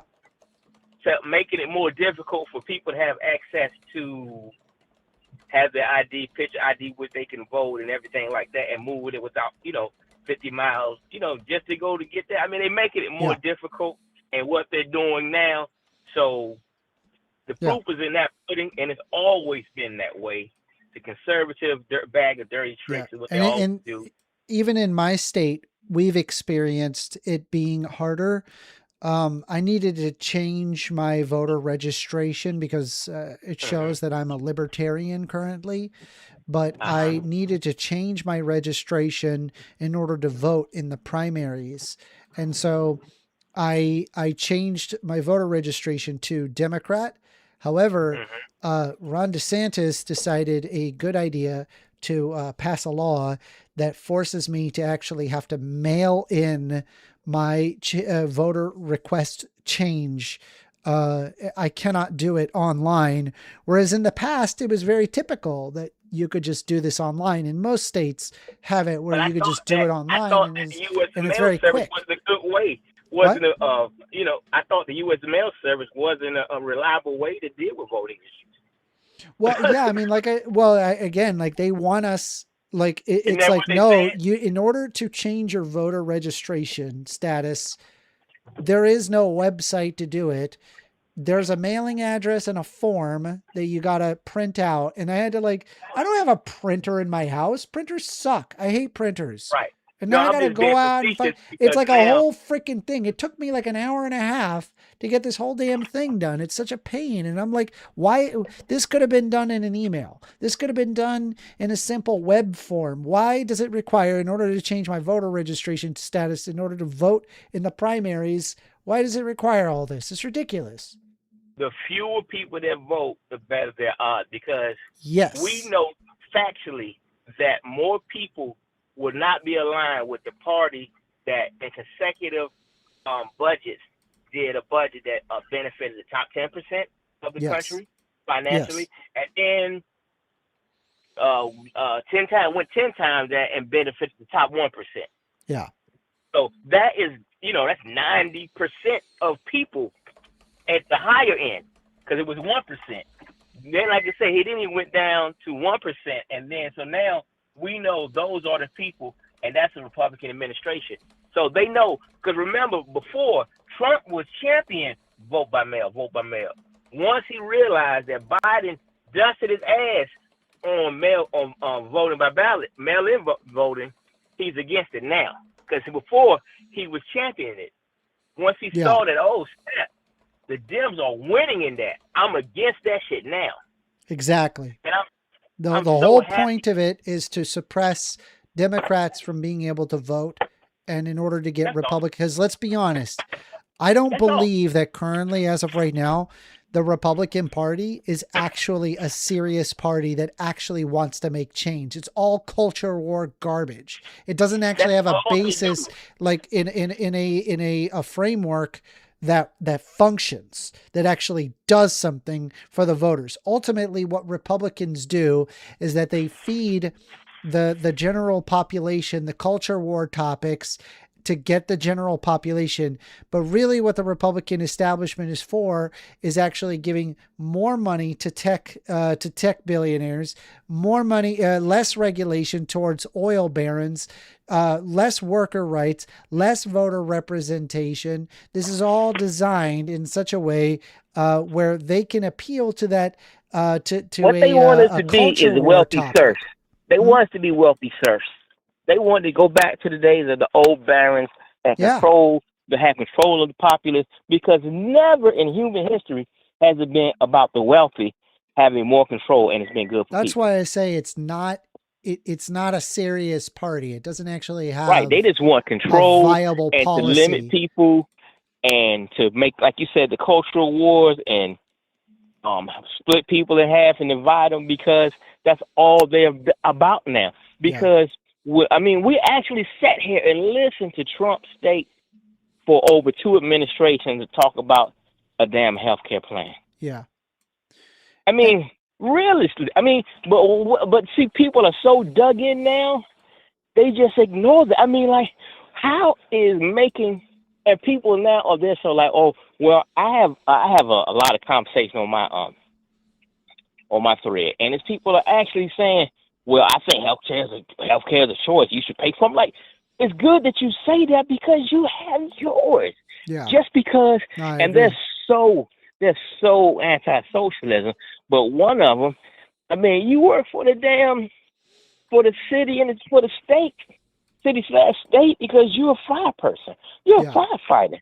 Isn't that a form of socialism? Well, I mean, I don't think that's, but anyway, that's beside the point. I appreciate your call, Rob. Oh, that's it? Yeah, we gotta, it's I'm already 7 minutes past, but I appreciate your call. You've been going early lately. I've been pointing out to you. Well, you'd be surprised, during the, during like off Thursday, I try to do 6:30 to 9:30 is usually when I do it. Anyway, I appreciate your call, Rob. I have a good one. Thank you. Bye-bye. Voter fraud. Yeah, I mean, Rob saw it, man. All right, everybody. Voter suppression. And that's going to be our show for today. If you guys have not subscribed, do subscribe. We've been growing, and I actually just recently released a video called "You Do Not Hate Insurance Companies Enough." Highly recommended to check that out. I'll post it in side chat because it really is a fabulous video. I've just recently finished it. So if you have not seen that, take the time to watch that. And we're going to be hanging out in the Discord. So if you guys want to hang out in the Discord, we can do that. Thank you guys very much.